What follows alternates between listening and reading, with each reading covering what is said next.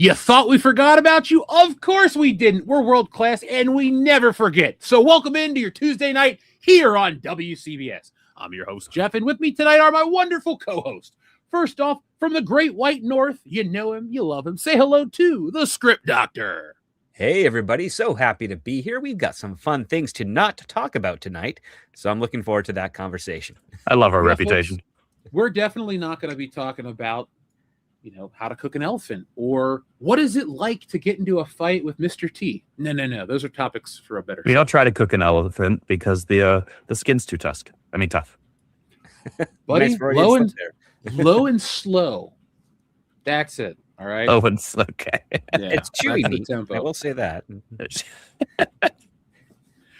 By the way, folks, if you're wondering why we started a little late tonight, I put it out on Twitter. I got some family stuff I got to take care of, so sometimes the shows might be a little loose in terms of a start time on a Tuesday if I have to take care of a few specific things.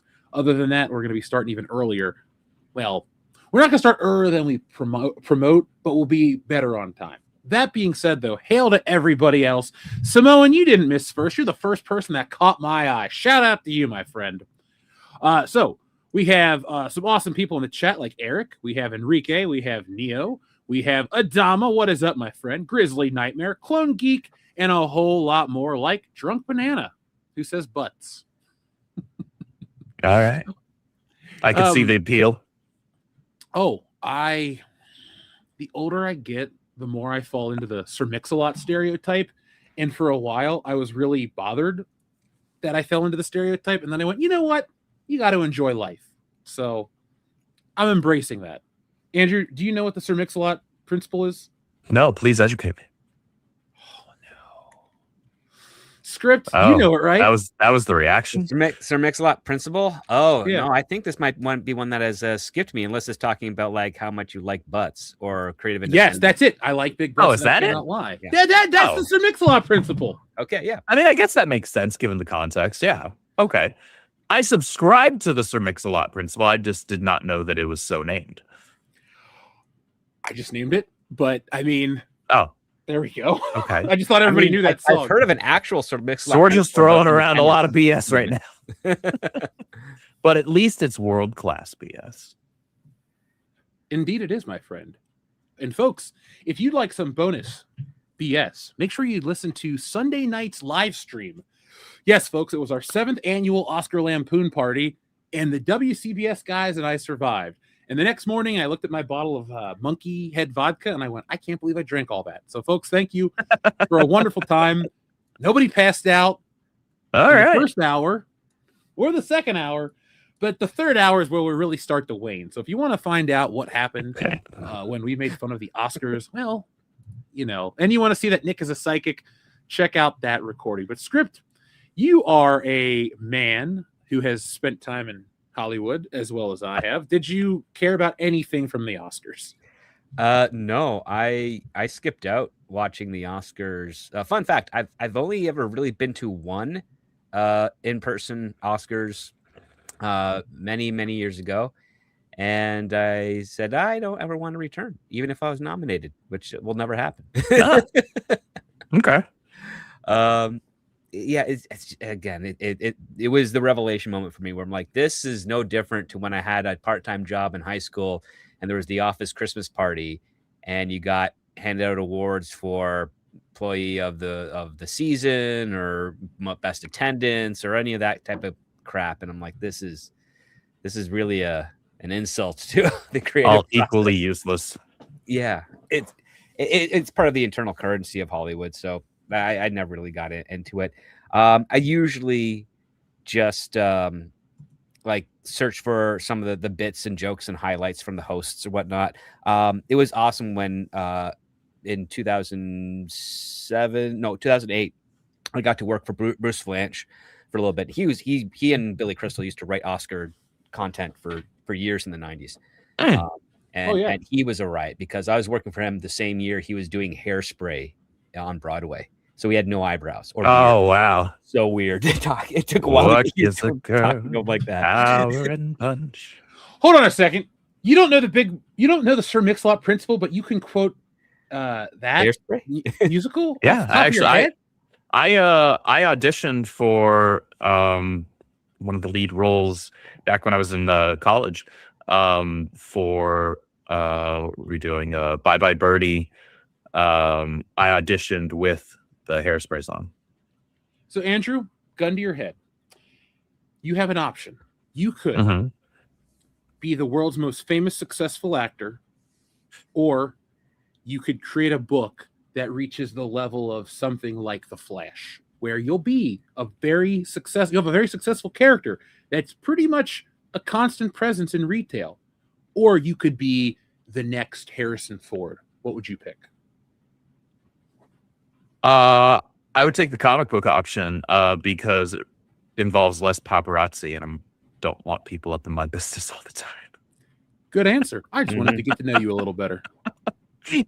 I would take that like over the the glitz and the fame and all of that of being a highly successful actor any day. Like I'm not built for that. I'd be the person that how you see those videos like people that lose their crap on paparazzi because the paparazzi's getting up in their personal space and business.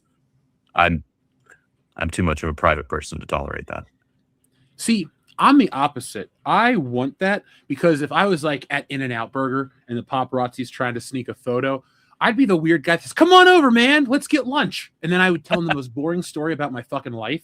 Like I'd make up shit and I would bore the paparazzi. Every time I caught one of them, I wouldn't hit them. I'm not Sean Penn. I'm not Alec Baldwin, but I would bore them to death. I might actually accidentally kill one. So TMZ will put me on a list. Oh, we don't bother Jeff Hicks. We lost our greatest photographer because of him. So, So you're doing the Ricky Gervais maneuver, which is one of my favorites. You just invite the paparazzi to kind of get involved and become part of the story they're trying to capture. Yeah, absolutely. It's Fair. like, hey, I'm at dinner. As long as I'm not on a date or something, if I might get dinner with my family and the paparazzi's there, I'd be like, hey, scoot over real quick. I'm like, hey, random dude, come on and have dinner with my aunt. She's going to tell you a story. And yeah. But here's the best part: you leave him, the paparazzi, with the bill. Yes, there you go. I respect that. I respect the hell out of that. It's like, there you go. You just earned your story. I'd still rather create a character that was on the level of something like the Flash. I didn't give you Spider-Man or Batman, but I thought That's you love okay. the Flash, so. That's okay. I don't need to have Spider-Man. and Batman. Though I love Yeah, those. you're characters. also not Bob Kane. You're not going to rip off your co-creator. So No. yeah, you're a much more No, respectable definitely not. human being. Now, folks, we are late. We're not a day late nor a dollar short. We have a lot of messages to read. So thank you guys for your continued support for all these years on WCBS. Well, we got some more stuff coming for you real soon. Make sure you guys check out the video I dropped today. It's about a consumer revolt, but it affects us all because the way I look at the You Ollie's dropped a Toy video videos- today? Why Yeah, didn't I just get a dropped it. notification for that? It was just about 2 hours ago. So we'll have to watch YouTube being sneaky on me because we're growing. Don't want to be too sneaky. But folks, the only reason I'm telling you about this video beyond I want you to watch it is I look at the Ollie's Toy videos is the result of a failure at the top, and this is the result. But we all love a good failure in the making. So today's video is about a failure in the making. I won't spoil it for you, but it affects us all because you pay more, you get less, and that's not world class. It's just bullshit. So anytime I can lampoon a situation that does that, I do. So get involved. Let's revolt together. But we have a word of the day because it's apparently a holiday that I completely forgot about. It's St. Patrick's Day, and the word of the day is patty. Debbie does patty, a fistful of patty. Paint your patty wagon, deep green patty C, and patty do right. I like that one. Patty do right. I do too. I like the do right ones. Let's see. Patty of Terror, or Patio Terror, if you want to go real Irish with it. Ooh, yeah, Patty O'Terror. Oh, okay. It's a nice 81 homage. Honestly, dude, Patty O'Terror sounds like a villain, like a super villain. Like Yeah, Batman would yeah. fight. It's like There we go. Scarlett I'll O'Hara. coin it. Let's I'm see here for it. Titles. Patty. The green patty. Wait, you already. Oh, that's just deep green patty. Never mind. Brokeback The Patty. lion. The God, I don't know if I can follow that. It'll get an Oscar. The lion, the witch, and the patty. Ooh, that's a good one. They're playing with Patty. Let's see. Did we do there's something about Patty? No, No, that's a good Okay. one. Cool. that's good. Yeah, dude, Wow, where's my Patty patty? Soups. Yeah. Oh yeah. Let's see. It's always Patty in Philadelphia since Patty's Pub. There we go. There you go. That's not half Conquest bad. of Patty. Oh, The patty Is she trap. The Patty. Ooh. That sounds like the exact same thing. Never mind. Hmm. That was a good way. Anyway, one more Patty title, guys. How about Patty Juice? I know, gross. Patty soup. 10 little patties. Okay, I lied. One more. 10 things I hate about Patty. One, she's That's a pretty bitch. good. All right. 2, she's a liar. Revenge of the Patty. How to lose a patty in 10 days. I love them. You guys know that I love the ones that are either context specific or work. So here we go. Shrubbles 08, thank you for all the channel support. Thank you for the word of the day and sponsoring each and every episode. And Shrubbles 08, thank you for the drinks on the Oscar party. We survived. You'll have to do better next year. Shrubbles 08 says also, hey Andrew, Joseph Barbera is dead. I'm sorry to hear that. Who is it? When did Joseph Barbera die? Wait, what? You You ever don't know who watched- Joseph Barbera is? I'm bad with names. Does it have anything to do with Hanna-Barbera? Yes. Oh, okay. Well, at least I was able to guess right. That's all you need to know. He also died on Okay, December that's- 18th, that's it. 2006 at the age of 95. Oh, okay. So he lived a full life. Oh, yeah. Yeah, It- it's a great He run. reached a good number. He had a good run. I mean, so even though I took the Hollywood route in the question I asked you, He gave by a the way, speed script, buggy. I would still love to go the Hanna-Barbera route where I create an entertainment brand like them. Because man, those cartoons were awesome back in the day. Mm. Thank you though, Shrubbles08. Xavier to God says apparently there's a Spider-Man the animated series comic. Dude, it's terrible. Yeah, Spider-Man, was it Spider-Man 97 or something? Or 94, yeah. It's one of those two. I haven't read it, but I took a quick peek at the art for it and I was like, no, I'm good. Yeah, I always try to be respectful of other artists because two things. One, I don't want people It's tearing hard me work. apart. Yeah, it's hard work. And two, you don't understand the constraints that the artist is under. That being said, that book looked so bad in terms of the faces that I just stopped reading it mid-book and never picked it back up and made sure I canceled it from my pull list. Yeah. Like, it sounds hyperbolic. It was ugly, dude. Peter Parker looked so broken. He looked like Peter Parker's, like, I don't know, crack addict cousin who looked like he had been through Vietnam as well. Like he just like he looked so messed up in the face in so many of the panels that I saw, and I was like, did you not have an art editor on this book? How do you get that way? Just draw Nicholas Hammond from the 1970s. That's who was in the cartoon. Like, that's who they modeled that. And there are some panels where his face looks more or less fine, and it looks fairly comparable within margin of error to the 90s cartoon, right? But then there are just so many where it's like, what did you just decide to throw him into an ugly blender? It was a choice they made, Andrew, and I didn't like it. It was a choice that was ill-advised. But yeah, Xavier to God, if you're looking for a decent comic book based on a cartoon, check out Batman. The Ty Templeton drawn stuff from the 90s is pretty solid. I guess Paul Dini wrote some of it, but not all of it. He wrote a few. I have a bunch of the Batman the Animated Series comics from that era. Yeah, I had a bunch of the Adventures of Batman and Robin comic books that I would grab at the local grocery store when I'd go there, and I would be on good behavior. And then my parents would let me grab a couple off of the magazine rack. Oh, yeah. No, because they would have them in the magazine rack, so I'd grab one of those, and I'd grab like one of the Archie Sonic the Hedgehog comics.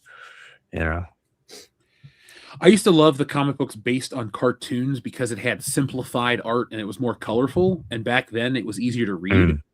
Now as an adult, I still like that stuff because it reads cleaner than a lot of that 90s slop, you know, like the overabundance of image, the screaming, the pouches, all that stuff.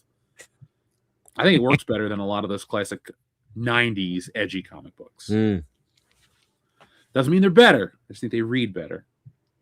You know, Andrew, maybe one day Fair. you and I will do a pod. And Script Note, you got to be involved with it too. We'll do an extra bonus episode where we bring our least favorite 90s comic books and we just make fun of them for 90 minutes. I mean, I got a number of issues from the Spider-Man Clone Wars, so there's that. That's easy picking. It is easy picking. I was going to suggest a script that you just say the entire Clone Wars.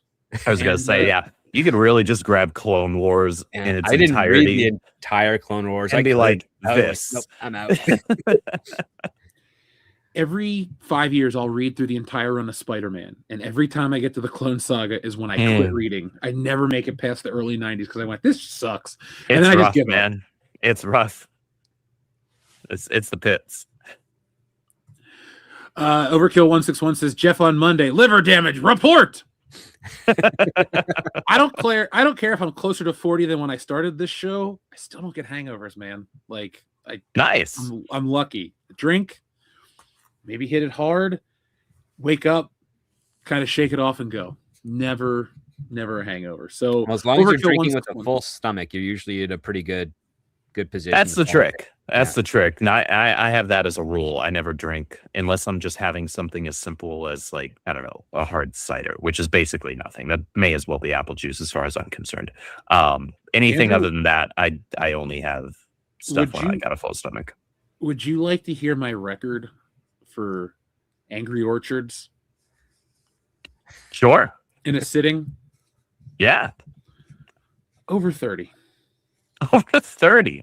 I Yeah. mean, given the low alcohol count in that, I think it was in the 40s because Nick was there. I'll get confirmation, but it was for his birthday one year. We all I mean, got together. once you get up that high, it's still a lot, but it's not like, I don't know, you had 30 regular beers or 30 glasses of wine or, 30 shots or something like that. It's still a You're lot. just talking about Canadian water right now. Like, Yeah. Right.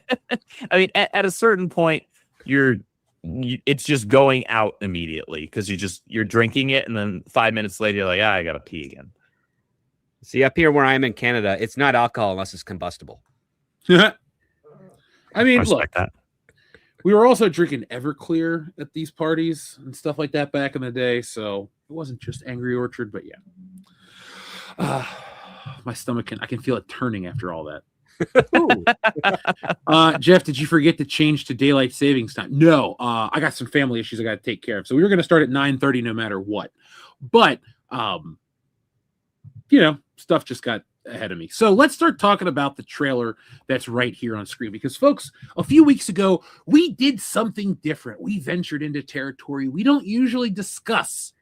Hypotheticals, what ifs, leaks, because we've been burned in the past. But we might delve into a little bit more in the future because it's a lot of fun. However, we talked about some Spider-Man leaks and they turned out to be true. Now we have a teaser trailer that dropped from the new Spider-Man movie. Can't show it because, I'll get a copy. That's Disney. Yeah, but the official trailer is dropping tomorrow. Now the teaser has this image in it. It has the Punisher. It has a decent tone. Based on what we've discussed in the past and what's dropped today, are you more... Wait, let me rephrase that. Based on what we've learned in the last 24 hours, are you more excited about this movie at all? Andrew, we'll start with you since you're a Spider fan. Yeah, I'm a bit of a webhead. I don't think I'm more or less excited for it, honestly. I'm still kind of neutral, and that's Marvel's own fault for putting me here with the way that the MCU handled Spider-Man, just in general. I'm, at the end of No Way Home, which mid-ass movie, the only thing good about that film was the fact that it had Tobey Maguire and Andrew Garfield and Willem Dafoe and Alfred Molina and even Jamie Foxx, and they were all fantastic. I still do not give a crap about Tom Holland. That being said, I like the prospect of the fact that at the end they kind of left him in that more, I guess, classic, stereotypical Spider-Man position where he's lost everything, he's down on his luck, yada, yada, yada. And while I think that you don't need to leave him there perpetually, it was important to finally put Tom Holland's Spider-Man there because he's had a silver spoon basically this entire time. You got to pal around with the Avengers basically from jump. The Avengers, who are they? Yeah, Are they you a had- band? Yeah, right. I'm thought sorry. that That's the only part of that movie that's still funny to me. It is still funny though, because it was genuinely funny. Was that? Is that a band? Yeah. And he had his fancy perfect suit made by Stark and all of that, as opposed to starting. Yeah, he had the the hoodie and the goggles and all that for like 5 minutes in Homecoming, but it's like, no, he didn't even have that in Homecoming. Right? That was actually wasn't that a flashback? Nope. In Homecoming, when he's fighting Vulture at the end, he's got his Right. homemade suit because the Right point at of the that- end, because it got taken away from him. Yeah, because he basically, the story is like, you have to earn your suit, so to speak. That kind of those like movies kept Excalibur. resetting him back to the same starting position with every single film, and they kept like, you'd get some character growth and then they'd walk it back, and he'd make kind of the same type of stupid decision in the next one, and it got really old. That being said, I do genuinely want a good Spider-Man movie, and I'm willing to believe that you can make a good Spider-Man movie with Tom Holland playing Peter Parker, because I know he can play Peter Parker. I know he can play Spidey. He did it in Civil War. To this day, that's honestly the only time he's actually been Spider-Man in my mind, where they weren't beating around the bush. They were like, all right, he's quippy, he's obnoxious. You're telling him to shut up while you're in the middle of the theater, and people were telling you to shut up because you shouldn't be talking, right? Like, that's the point. It should be like that. But we haven't had the real Spider-Man tone. It's all been this silver spoon nonsense that Iron Boy was put into. So I want a good Spider-Man film, and I think there's potential there. I'm just leery because they practically right from jump, right? They start listing off all the cameos, like, oh, the Hulk might appear, Punisher's going to appear. I was like, no. I don't care about any of that. Give me my friendly neighborhood Spider-Man. Tell me a good Spider-Man story. Give me a more grounded villain. I don't use the Shocker for all I care. He is in this one though. Is he? Oh, that's cool. No, sorry, I'm not Shocker. Scorpion's in it. My mistake. Scorpion. Okay, but still, like a more grounded, like classic Spider-Man villain. Like, put me so far away from all of the big event, Avengers level threat nonsense that we've had, that I completely forget about those. Because honestly, I want to forget about those. I am still leery, and I still worry, because I see something like this and I'm like, I know what you're doing. This is the key jangling, right? This is It's the Snyder effect. Just take a image of the this comic and put it on screen, right? Yeah, this is, hey, you remember Spider-Man? Yeah, I remember Spider-Man. Actually read the comics, right? And I still read the comics for better or for worse. You remember Amazing Fantasy 15. Yeah, Fantasy 15 specifically. But yes, I know this character, and I get you're trying to get those emotions welling up in longtime fans. But the fact of the matter is, if you put an image like that on the screen for your Spider-Man film, and then you put out a crappy Spider-Man film, which you've done now 3 times in a row, as far as I'm concerned, you're just going to piss me off even more. Yeah, I don't want to see this kind of iconography over story. Like, I get it, but let me be me for a second, because that's all I can be. But I've always looked at Spider-Man fandom in like 3 categories. There's the original people that like the comic books, the older guys that have been around or just know the character. Then there's the people that got into it. And then, hold on, let me rephrase like that. It's not even a timing thing. It's the people that like the comics. It's the people that like all media. And then there's the people that only know the Spider-Man, Miles Morales, Silk, Triumvirate, and that like era of Spider-Man wearing sneakers and all this like new version stuff. I find it weird that when you're trying to sell to all those audiences, you're using imagery that, well, let me rephrase that, because they're only going to know it from this cartoon. So I guess it's smart to use all the iconography. I hope it builds up. I hope it backs it up. That's all I'll say is I want to be entertained, because I'm going into this one excited. It's Spider-Man. But if it sucks, I don't think I'll give a singular Spider-Man film another shot until reboot. Because I mean, the one thing that I think a lot of Spider-Man fans would really love to see is a very hot, buxom, redheaded Mary Jane Watson. Yeah, Uh-huh. not a potato. So far, we don't really know if that's going to be the case or not in this one. Why are Uh, we not allowed to have sexy female superheroes anymore? Like Scarlett Johansson's hot. Oh no, She looks we good in that are. costume. Casting directors are very jealous of attractive women. I'll put it to you that way. And then just get some weird Are dude to casting cast him. directors all like unattractive women? A good proportion of them are, and then a bunch are gay men. Oddly enough, the gay men are better at finding hot chicks than the Okay. The other part too is like Sony's got their own stipulations. They don't want all of Spider-Man's characters to be used in a Marvel property. So that's the reason why we got Melissa Jones, is it, or whatever the heck that MJ is? Oh, Zendaya. Oh, Michelle Jones or whatever. I don't know. She's a I jabroni. reject that. Yeah, I reject that jabroni with both hands. Mhm. I don't have any. I know a lot of people do, but I don't have anything against Zendaya. You know, she's a fine actress. She can sing. She can perform. This is the thing, though. A lot of people like me go, what is the appeal of her? She looks like a little kid. All she does is kind of scowl into the camera. It's that same reaction that every it girl has today, where it's like, she's great. Why? Look at her. She looks like a kid with a big fucking head. Okay, but look at her. It's like, no. So the one thing that I have seen her in that I actually liked her in was in The Greatest Showman. I liked her a lot in that. I haven't seen her in anything else that I liked her in.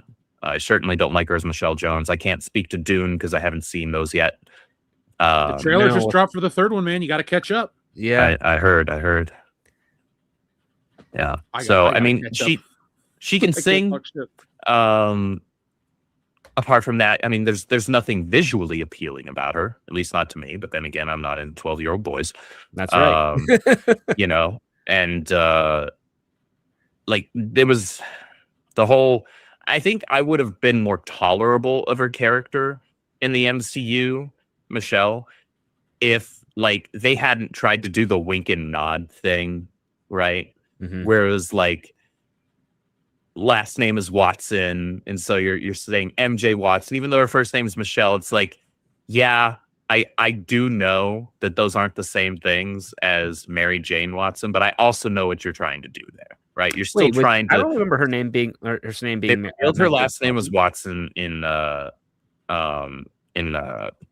Way Home.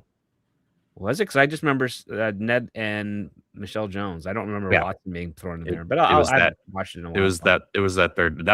That's the thing I probably remember most strongly from that movie, because I was like, oh, piss off. Right in the theater. I was like, get out of here. Because I was just so annoyed by that. Because it was so clear and obvious, right? Like, you didn't have to do that. You only did that so that you could say MJ and then Watson. Get out of my face. Yeah, you know that was part of the plan. Yeah, of course it was. You didn't have to do that. Just make her own character, right? That's fine. She can be her own character that nobody liked. And if they told you they liked her, they're lying. So what do you think is going to be the outcome of this movie? I'm guessing it is a success. It doesn't make the money that the last one made. I'm going to say this falls somewhere in like... Here's what I'm going to guess. Here's my crazy hot take guess, folks. Jeff's guess of the night. Let's hear it. This movie's going to make the same amount of money that The Amazing Spider-Man 2 made, but people will consider that a failure and will begin to speculate when Spider-Man movies are done being made. I think it's going to do better than that. People have shown that even in a post-Endgame MCU, they are willing to show up for certain films. I think that this movie is going to do very well in terms of its quality. I mean, we'll see. Maybe the trailer tomorrow changes my mind, and I'm like, oh, all right, this actually looks like it might be a lot of fun.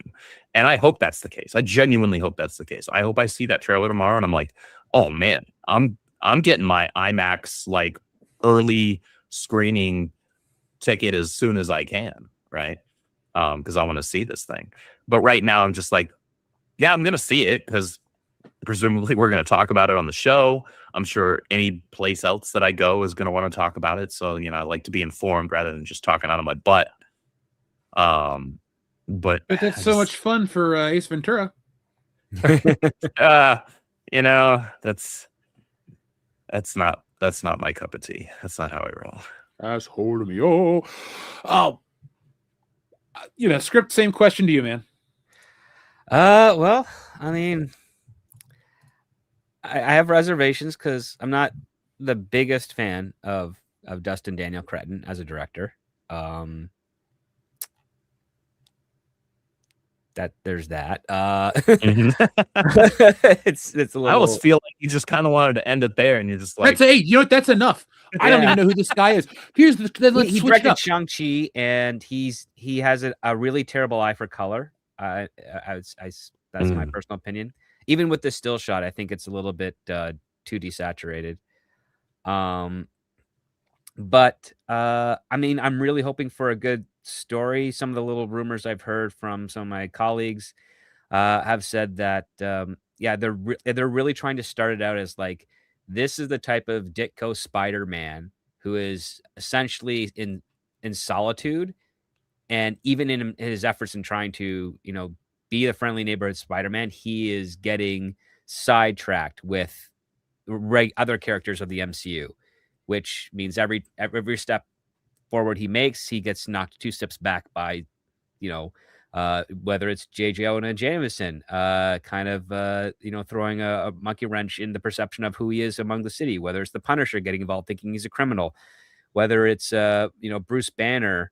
Well, I mean, one of the rumors I heard is that Peter goes to Bruce Banner because his Spider-Man powers are mutating him further, and I'm really hoping that's just a rumor, not a real thing, because I hated the Man Spider storyline. Same here, dude. Why? What the? Let me rephrase that because I don't want to keep cussing into a microphone at 10 o'clock at night. But what the heck is Hollywood's issue, or just people in general that adapt like the crappy stuff? Like, can't they like find the guy, hire me? It's like, we're not going to adapt this or this because this all sucks. Not just opinion based on my part, but like, nobody likes the Man Spider. Go back and read the issues. Nobody likes that storyline. Literally. Well, the sad part is I've seen too many people, sadly, who are only not too much younger than we are, but young enough to the point where when it comes to what they remember about the characters or know about characters in popular culture, it's always the low-hanging fruit axis of media, which would be the cartoon series. Mm-hmm. And a lot of people vividly remember Kraven the Hunter, the Punisher, trying to stop Man Spider, all at the same time looking for Mary Jane Watson or something like that. And the other reason why it gained popularity, because during the time when Fox Kids was producing that show, it was one of the few episodes that used far more original animation than what most of that series did, which was reuse all of their stock animation over and over and over. They did that all the time. They had no money for it.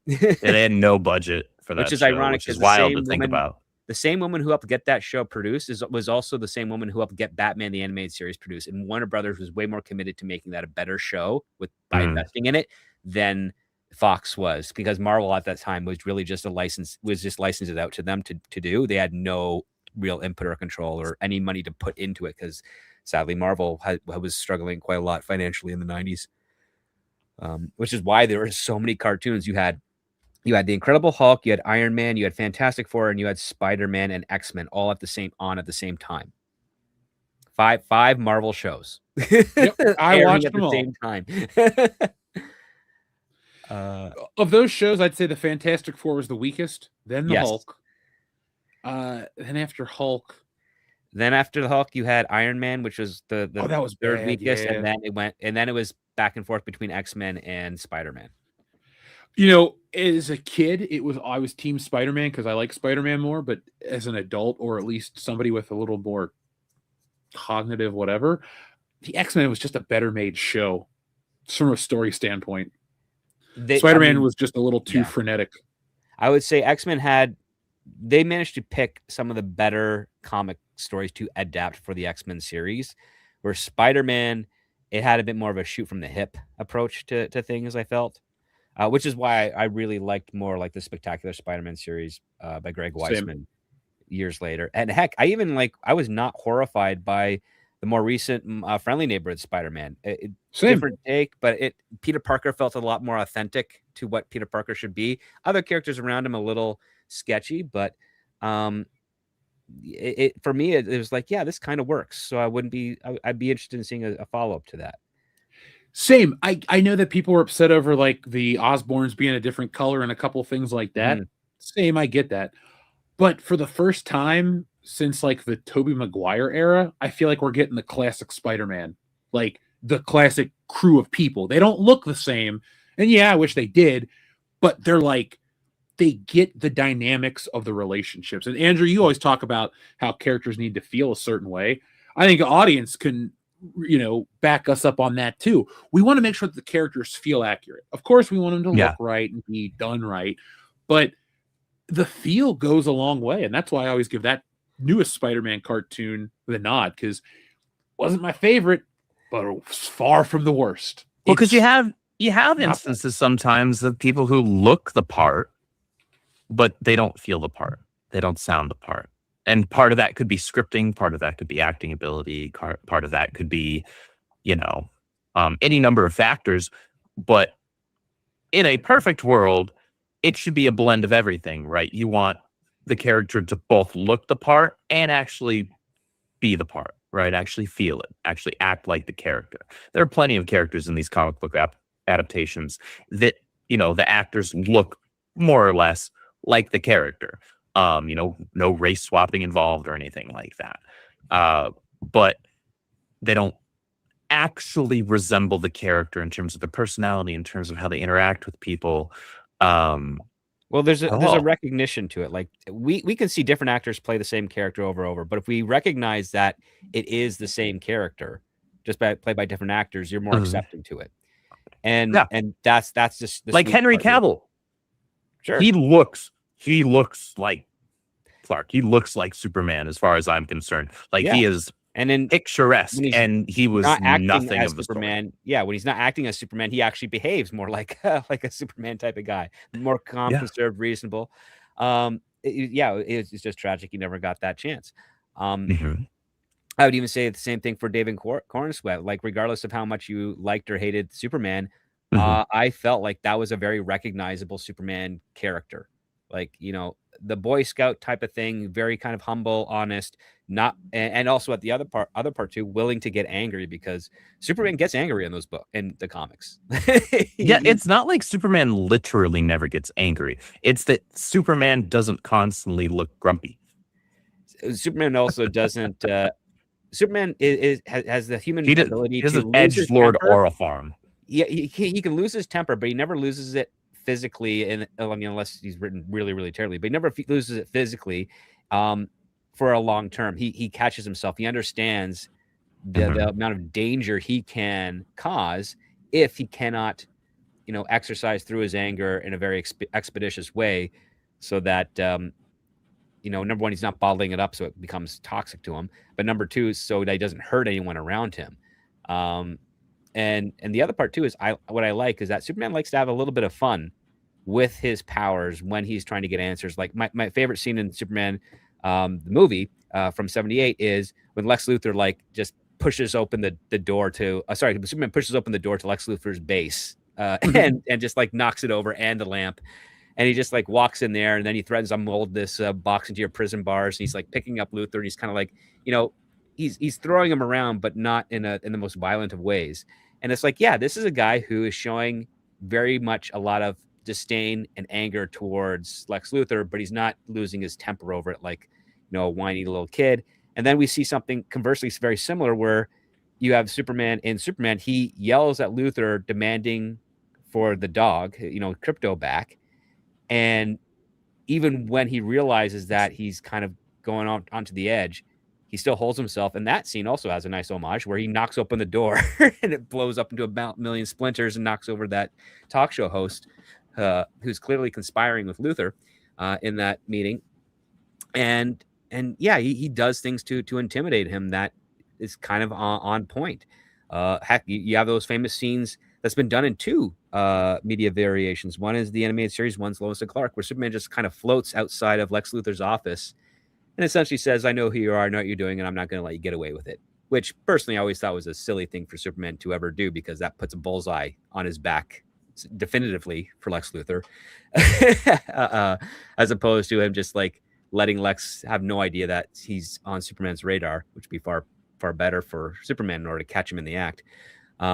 But regardless, you have those types of scenes where Superman is not above intimidating powerful people to let them know that if they are going to break the law or something, I will be there to help, the people of this world enforce that law and let them take you in and have you face the justice system appropriately. And I like those types of parts because they're very recognizable to the character of Superman. But when you have him arbitrarily become a judge, jury, and executioner, people are like, I don't know who that guy is. And I don't like him. Me neither. At all. By the way, since you brought up the Lex Luthor scene, my favorite part of any of those Superman movies doesn't even feature Superman. It's where Lex Luthor looks at Otis and goes, what does the number 200 mean to you and me? It's my IQ and your weight. Yeah. Every time that gets me. That's just the best part of that movie.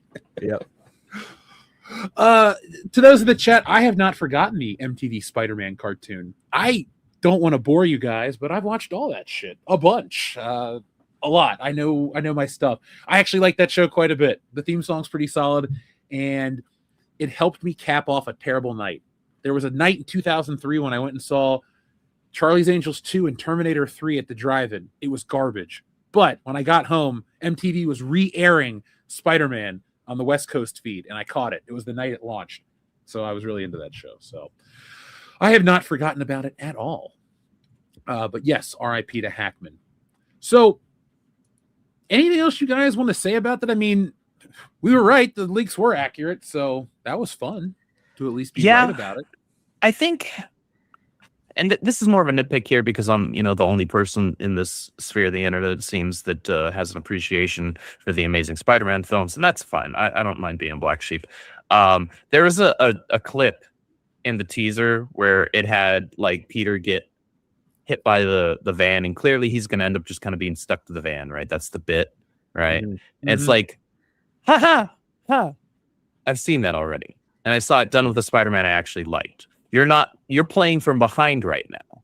So you just attempted to co-opt the bit of a movie that I already like better than any of the ones that you've done. So you're going to have to work pretty hard to earn that kind of a thing for me. Now I want funny moments in this. There has to be fun moments. I want there to be actual narrative grounding. I want there to be consequences to things, but this is Spider-Man. I want there to be fun. I want proper quipping. All right, there needs to be quipping with my thwipping, as far as I'm concerned. So give me all that in a complete package, and I will give you a honest, no bias review and score. If the movie's fun and good, I'm gonna tell you it's fun and good. If it isn't and is clearly just key jangling, and we're really desperate at the MCU because most of our movies haven't made money in a very long time. And we're hoping that Spider-Man's going to make so much that even though Sony gets a big cut of it, we're still going to get a good amount of money as well. I'm going to let you know. So I need to pose this question to you guys because I'm racking my head over it because I can't remember if it's been done or not. So correct me if I'm wrong, but has there been a story in Spider-Man comics where someone discovers Peter Parker's Spider-Man because the angles of the photos he has taken are not possible? Because sometimes Spider-Man webs it up to the outside of a building that's by a window, but not at the right point of a window. And there was a guy named Nick Katz who was a character that was in the late 80s, early 90s. That's a name I have not heard in a long time. Yeah, I familiar with that. Yeah, I reread the Spectacular Spider-Man when Sal Buscema died. Not the entirety, but I picked key issues and was going through his because I loved his art. And that character was kind of a dick, and he may have figured something out. I think there are times when people get close, and then the comic book just goes oh, some coincidence happens, and then they just leave it alone at that. Yeah, because I always thought that's a good gimmick to have for as a learning curve for Peter Parker. Where because I would even expect JJJ to look at this and be like, I know that street. I know that build. You're on the corner? Did you walk out on a ledge to get this photo? I would think that he would do that because if you're a lifelong New Yorker, the city like the back of your hand, and you recognize landmarks, buildings, all those types of things. I would like to see if JJ did that once, and Peter's like, oh, I gotta think a little bit more geographically when I set up my camera to capture shots of Spider-Man. Well, did you notice if you watch the Sam Raimi movie, he's in positions that are completely unrealistic, and I don't think it's played up for a joke, because like his camera, if you look at the scene, Spider-Man's climbing up a wall, which means Peter Parker would be hanging above him, looking down at him as he climbed the wall, or he's like above him, and there's weird shots. I just don't know, like, why don't they put that more in the movie as a joke? Because it's, I don't know. You're right. That has happened, and I would like that played up more. Yeah, because I think it'd be a great gimmick, because one of the things that I might have mentioned this before that frustrates me about Spider-Man is that far too often he doesn't always learn from the mistakes that, you know, from one issue where he learns a mistake, he kind of repeats it later on, and that's to the point that Andrew had with the Tom Holland trilogy of films, is that they feel like he's being reset after every movie, and that's there's no actual consistent character growth, which ironically enough feels kind of like in line with Marvel Comics in the last couple of decades, where they'll have an arc that might actually result in a little bit of character growth, and then the very next one it's like, oh nope, we just walk him right back. And so so we went from being the house of ideas to the house of status quo. That's great. Like the most common flaw that Peter does all the time is he'll promise to be somewhere and then he won't be able to show up. It's like, no, Peter, you're Spider-Man. You never promise to be anywhere. You just don't do it. And he never learns that mistake. That's the easiest one to learn. It's like, oh, I'm Spider-Man. I could be called away at any time. I should probably not promise, and Mary J, I'm going to go to her fashion show. Or I should probably not promise Harry that I'll study with him that night. Like, you know, or whatever it is that they're doing. It's like, no, just be like, hey man, I'm busy. I'm supporting my aunt. Maybe I can find some time to do that, but don't hold your breath. Start without me, and I'll catch you next time. You know, that type of thing, because that at least shows consideration for another person, and also a little bit sense of the responsibility he keeps reminding himself that he has to embody because of what Uncle Ben told him. Dude, he should take it one step further and just have working hours for Spider-Man, like, you know, 4 to 8:30. I'm Spider-Man. No, well, honestly, and I'll be the first to admit, when I first heard about the idea being a thing, I was like, I'm sorry. Excuse me? Superior Spider-Man. I don't want to give credit to Dan Slott, but I'm about to give credit to Dan Slott. And then probably hang myself afterwards. Not on camera, please. I don't want to get not on camera. No, I care too much about you as my friend and your channel. There were things done in that storyline, that whatever it was, 6, 7 volumes. I can't remember when Goblin War was. There were things done in that storyline that actually got me super excited when I was reading, because you had Peter's consciousness inside, like super deep inside his body, even though Otto was actually kind of steering the body at the time, right? And the fun things that were done in that run were that after the first handful of issues where it was, you know, no hint of Peter even still being kind of part of the equation, right? Because they were trying to sell us on them actually killing off Peter Parker. And I was like, really? Okay. Nobody in comics gets to pull that off ever again. I read Death of Superman, and then I read Return of Superman, right? Like, we've been here and done that. You're not killing off Peter Parker in main 616 continuity with any level of permanence. So you had him all of a sudden recognizing, when Otto started doing his thing in the suit and doing things more efficiently than he had been. Yeah, he wasn't doing things with the level of compassion that Peter was doing them, and so that was a fair critique, right? But there was an efficiency that Otto had to what he was doing, and you had Peter, because you'd get like his captions, right? And he'd be like, wait, because he'd be yelling internally at Otto, even though Otto couldn't hear him. He'd be like, but you have to go over there, right? Like that there's a building on fire, blah blah blah, right? And Otto would just already know that, like, he has other means of dealing with that, and whatever tech he's utilizing, combined with, you know, New York Fire Department and whatnot, they can handle that. There are bigger fish to fry that only he can handle, right? He can offer some assistance to the New York Fire Department or, you know, the NYPD, and whatever that threat is, that'll be handled. But none of them can handle this thing over here that only he is equipped to deal with, right? And But so he's triaging things out, and he's working in an incredibly smart way. And Peter's inner dialogue is like, wait, how is all of this stuff actually getting done? Right. And so I was getting excited because I'm like, are we even get some character growth to where Peter isn't always like, you're still going to have those moments, but like always like, oh, well, I'm going to go over here because I got to do this thing. But because I'm being stupid, despite being one of the most brilliant minds on the planet, this thing over here isn't going to get taken care of because I can't manage my time. Right. Well, and then it all got thrown out the window as soon as Amazing Spider-Man came back. oh yeah, that's why I hate that movie. Because Dan Slott sucks. Dude, look at the Spectacular Spider-Man, or sorry, Superior Spider-Man, I thought was a good book that was something unique and different. And it was the last time that I was buying the book regularly and reading it every week and having it, or every month, excuse me, and having some kind of feeling towards it. I've rebought Spider-Man and I'm still collecting it. I can't read a single issue of that shit. I feel bad for giving them the money, but I gotta collect. At this point, you're keeping up the 100% completionist collection, right? Well, I gotta get to the 100% completionist, my friend. I am probably in the 80% range. Okay. So, okay. if I counted every issue, I'm sure I'm a little closer. But I was going at one point. I had 70% of every book Spider-Man appeared in, not just Amazing Spider-Man. So, like, yeah, I got like. And I got like the Ren and Stimpy crossover. I got that last issue of X-Force where Spider-Man shows up in the end. Like, I was buying them all because I was getting them for $0.25. Like, I wasn't blowing through tons of money.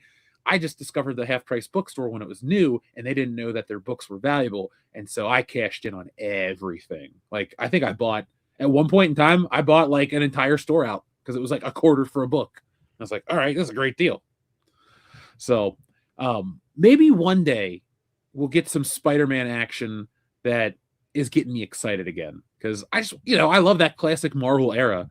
And if they give us Ditko on film, could be cool, but it's got to be weird. Like, that version of Spider-Man is like literally weird. Yeah. If we're going to give you the more of a Romita angle, we've already had that.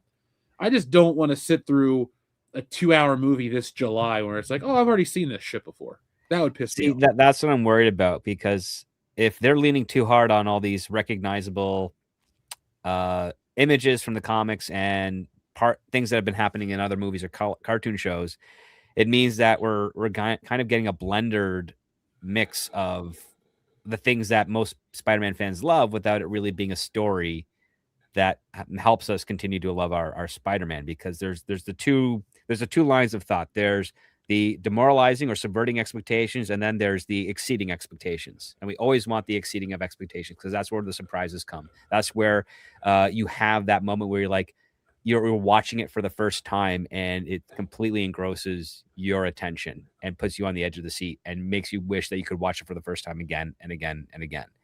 And that is the lightning in the bottle moment. And it's really hard to do. And with some of the promotional images that have been coming out here, with some of the people I know behind the creative team, I have my apprehensions. I mean, I really like it. I want to see the reason or rationale why Spider-Man's web shooters are on the outside of his costume when he technically should still have those web shooters that Stark built for him. Thank you. He already has the eyes that from the mask that are going to move around that Stark built for him. So yeah. What's going on with the web shooters? If it's a story where his web shooters get destroyed when he's trying to save someone, he has to rebuild them. That's a very Spider-Man type of script. I'll make you a $5 bet. It's literally to sell a toy, because the mentality is they think kids are so dumb that he has to have it on the outside of the costume to buy the toy. When in reality, the entirety of them making that stupid web shooter from the 90s on, I think it's just to sell a toy. It's to make it different. It's like Disney or whoever makes these final decisions, Sony, they're like allergic to making a perfect look. Like, you had it at the end of the last movie. Perfect. I bought more than one of that action figure, but it's like all these little tweaks and these little changes and this and that. I feel like we can't get anything good and standard anymore. Like back in the Raimi ones, yeah, the suits minimally changed between each movie, but they looked like it was the same costume. Like, I would like that it's not Iron Man. It's not Batman. There's not $1 billion behind it. Like, I don't need to see a new costume, a new uniform every fight, every battle, every movie. Yeah, Make it no, but they'll do it Spider-Man. anyway Disney has because all the toys.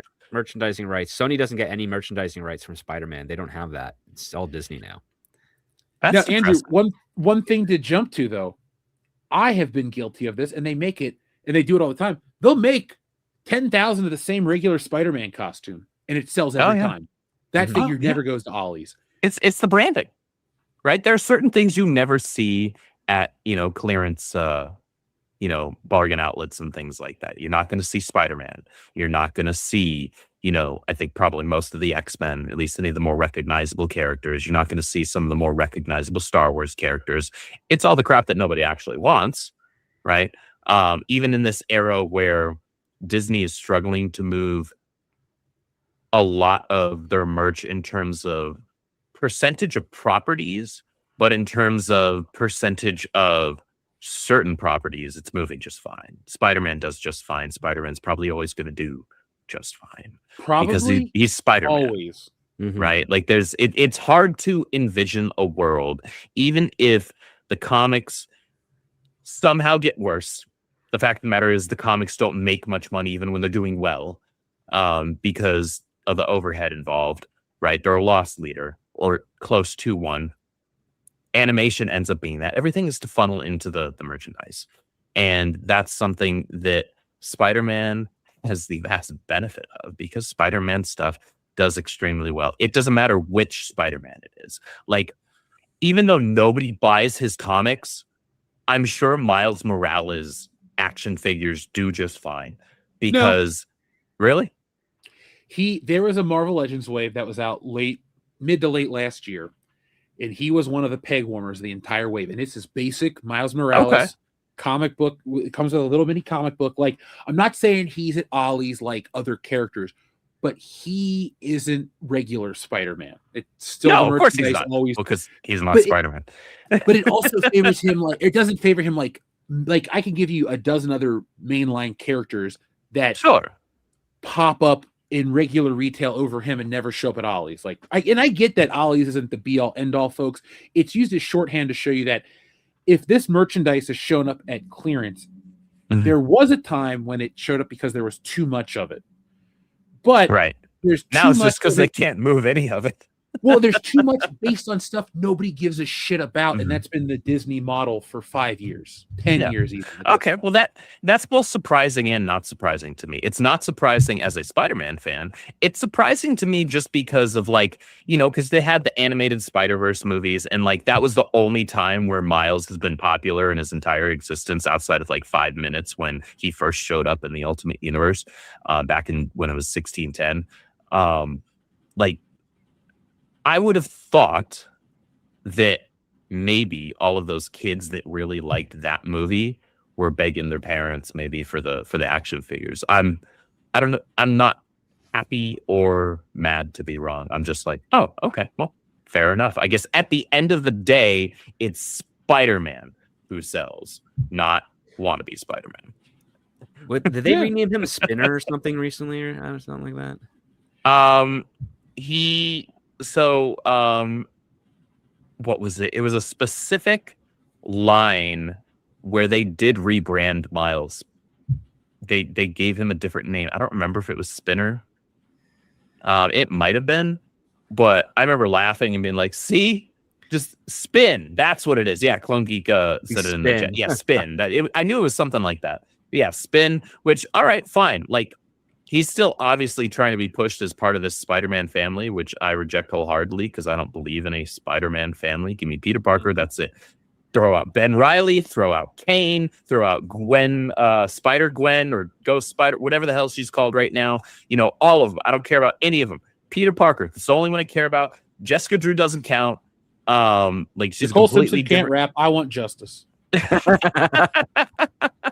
Right? Just give me Peter Parker and do him right, please. That's all you need to do to make me happy. They don't want to do that. But I think at that point, they even had for at least a moment thought, oh, maybe we need to reconsider this. Right? Xavier God, you're wrong. Miguel O'Hara sucks. Um, How dare you? sorry. No, Sorry, I Spider-Man don't think 2099. No? Spider-Man 2099 sucks. I disagree. It's fine. trying to be 5 other things, but it's no worse than Batman Beyond. Yeah, that's fair. And I have my issues with Batman Beyond. Batman To me, they're Beyond actually feels like a properly done legacy character. Xavier to God, Andrew wrong again. That's you wrong again. But Batman Beyond and Spider-Man 2099 are the same It's a story. day that ends in Y. And it Miguel borrowed- O'Hara wasn't mentored by Peter. No. You're looking at it from the literal, this is a continuation of Batman. I'm looking at it as they take place in the same world. Like 2099 Marvel and whatever that future Gotham is. Like, what I'm trying to say is Batman copied from Spider-Man 2099. That Yeah. show is Sure. just a Batman version of that Spider-Man show, like rolled into one, because I love it. Batman Beyond is one of my favorite cartoons from my childhood, but it's just Spider-Man with a mentor. It's the same thing. It's Terry McGinnis is Peter Parker. He's got a girlfriend who's Mary Jane. Instead of an Aunt May, he's got his mom. He's got a responsibility to Bruce Wayne and this and that, and he's trying to keep certain secrets, and there's this and that. No, going on. that's what makes Terry McGinnis a more relatable character than Bruce Wayne ever was. Oh, I don't disagree. I see. Because they modeled him. They used Peter as the template. Oh yeah, That's I why think- he's so damn likable. Even think when he's Spider-Man- doing dumb stuff. I think beyond that though, Andrew, like because there's a lot of people that love Spider-Man and they don't read the books. I am a firm believer that the reason Spider-Man is as popular as he is because of the suit. Not just that I like the design. He's fully covered and everybody can picture themselves as him. And Well, that was the everybody whole can- thing, right? Like anybody. That can wasn't picture why it themselves was as created, Spider-Man. though. That's Yeah. no, because he had a different look. Well, Spider-Man originally had a power ring and all this other dumb crap. Well, it's not why he was created. That was just like what Stan Lee said. That's one of the great things about Spider-Man is that anybody can imagine themselves as the hero. Exactly.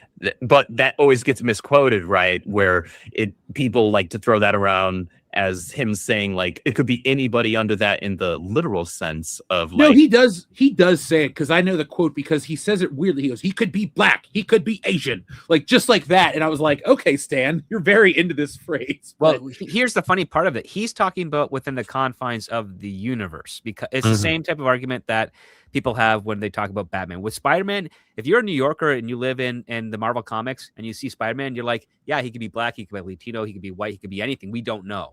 So we can do that. And it kind of has that range. Say it because it's from the normie perspective of what, they're witnessing Spider-Man from their point of view. Same thing with Batman and Gotham.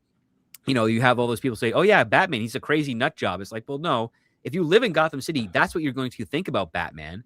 But if you are where the rest of us are, you realize, no, he's a very brilliant, calculating person that's taking advantage of the ignorance of the city and the criminals so that he can try and, salvage what is left of this corrupt city to become a galvanized point of America. And so many people on the outside looking in think, oh, wait, no, because they're all talking about how Batman's crazy, he must actually be crazy. It's like, no, you're buying into the narrative of what's within the universe, not you're completely forgetting the fact that there's a thing called dramatic irony where you right, and that's when you get people like, writing him as though he's insane. Right? Yeah, it's like, I know Batman's not insane, but the people of Gotham think he is. I'm the goddamn Batman. Because that helps Frank Batman. Miller, that's please your favorite retire. book, right? No, I do reread it annually, but really just to look at the pretty Jim Lee art. It really is beautiful art. And I do unironically chuckle at some of those like super cringy lines where I'm like, man, like Frank, what were we doing here? Like, hang it up, man. Mm-hmm. I don't think I'm ready to hang up the Spider-Man films, but if this one, I'm not going to say shits the bed, but if this one is too similar, man, you're going to hear me bitch about it this summer. Like, If I it's can't wait super for this to similar come to out, the actually. last few,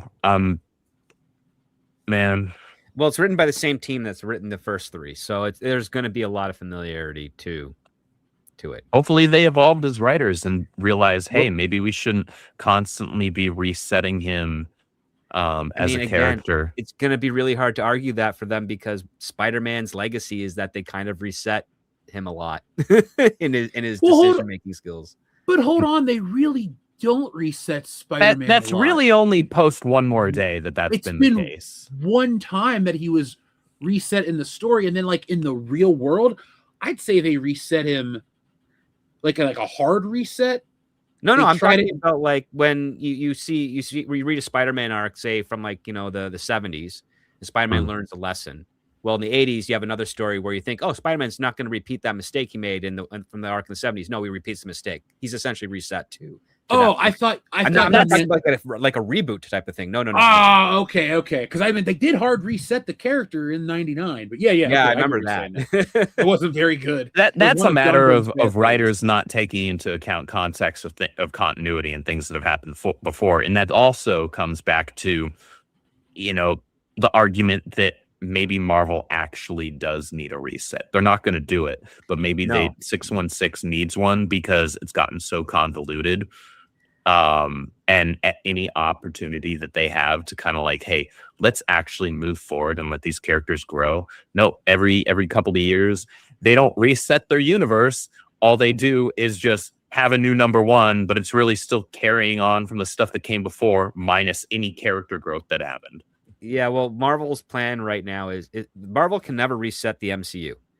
They can't. It's the biggest. No, I'm franchise specifically referring to the comics, but Oh, yeah. they're not gonna reset the MCU. No, for the sure. way that they're going to do it is they're going to have the events that lead into the next major phase of the films, but they're going to frame it in such a way where they're designed to encourage you as an audience member or a brand new person. Because remember, we have Marvel fans out there that are 17 years old that were not alive when Iron Man came out.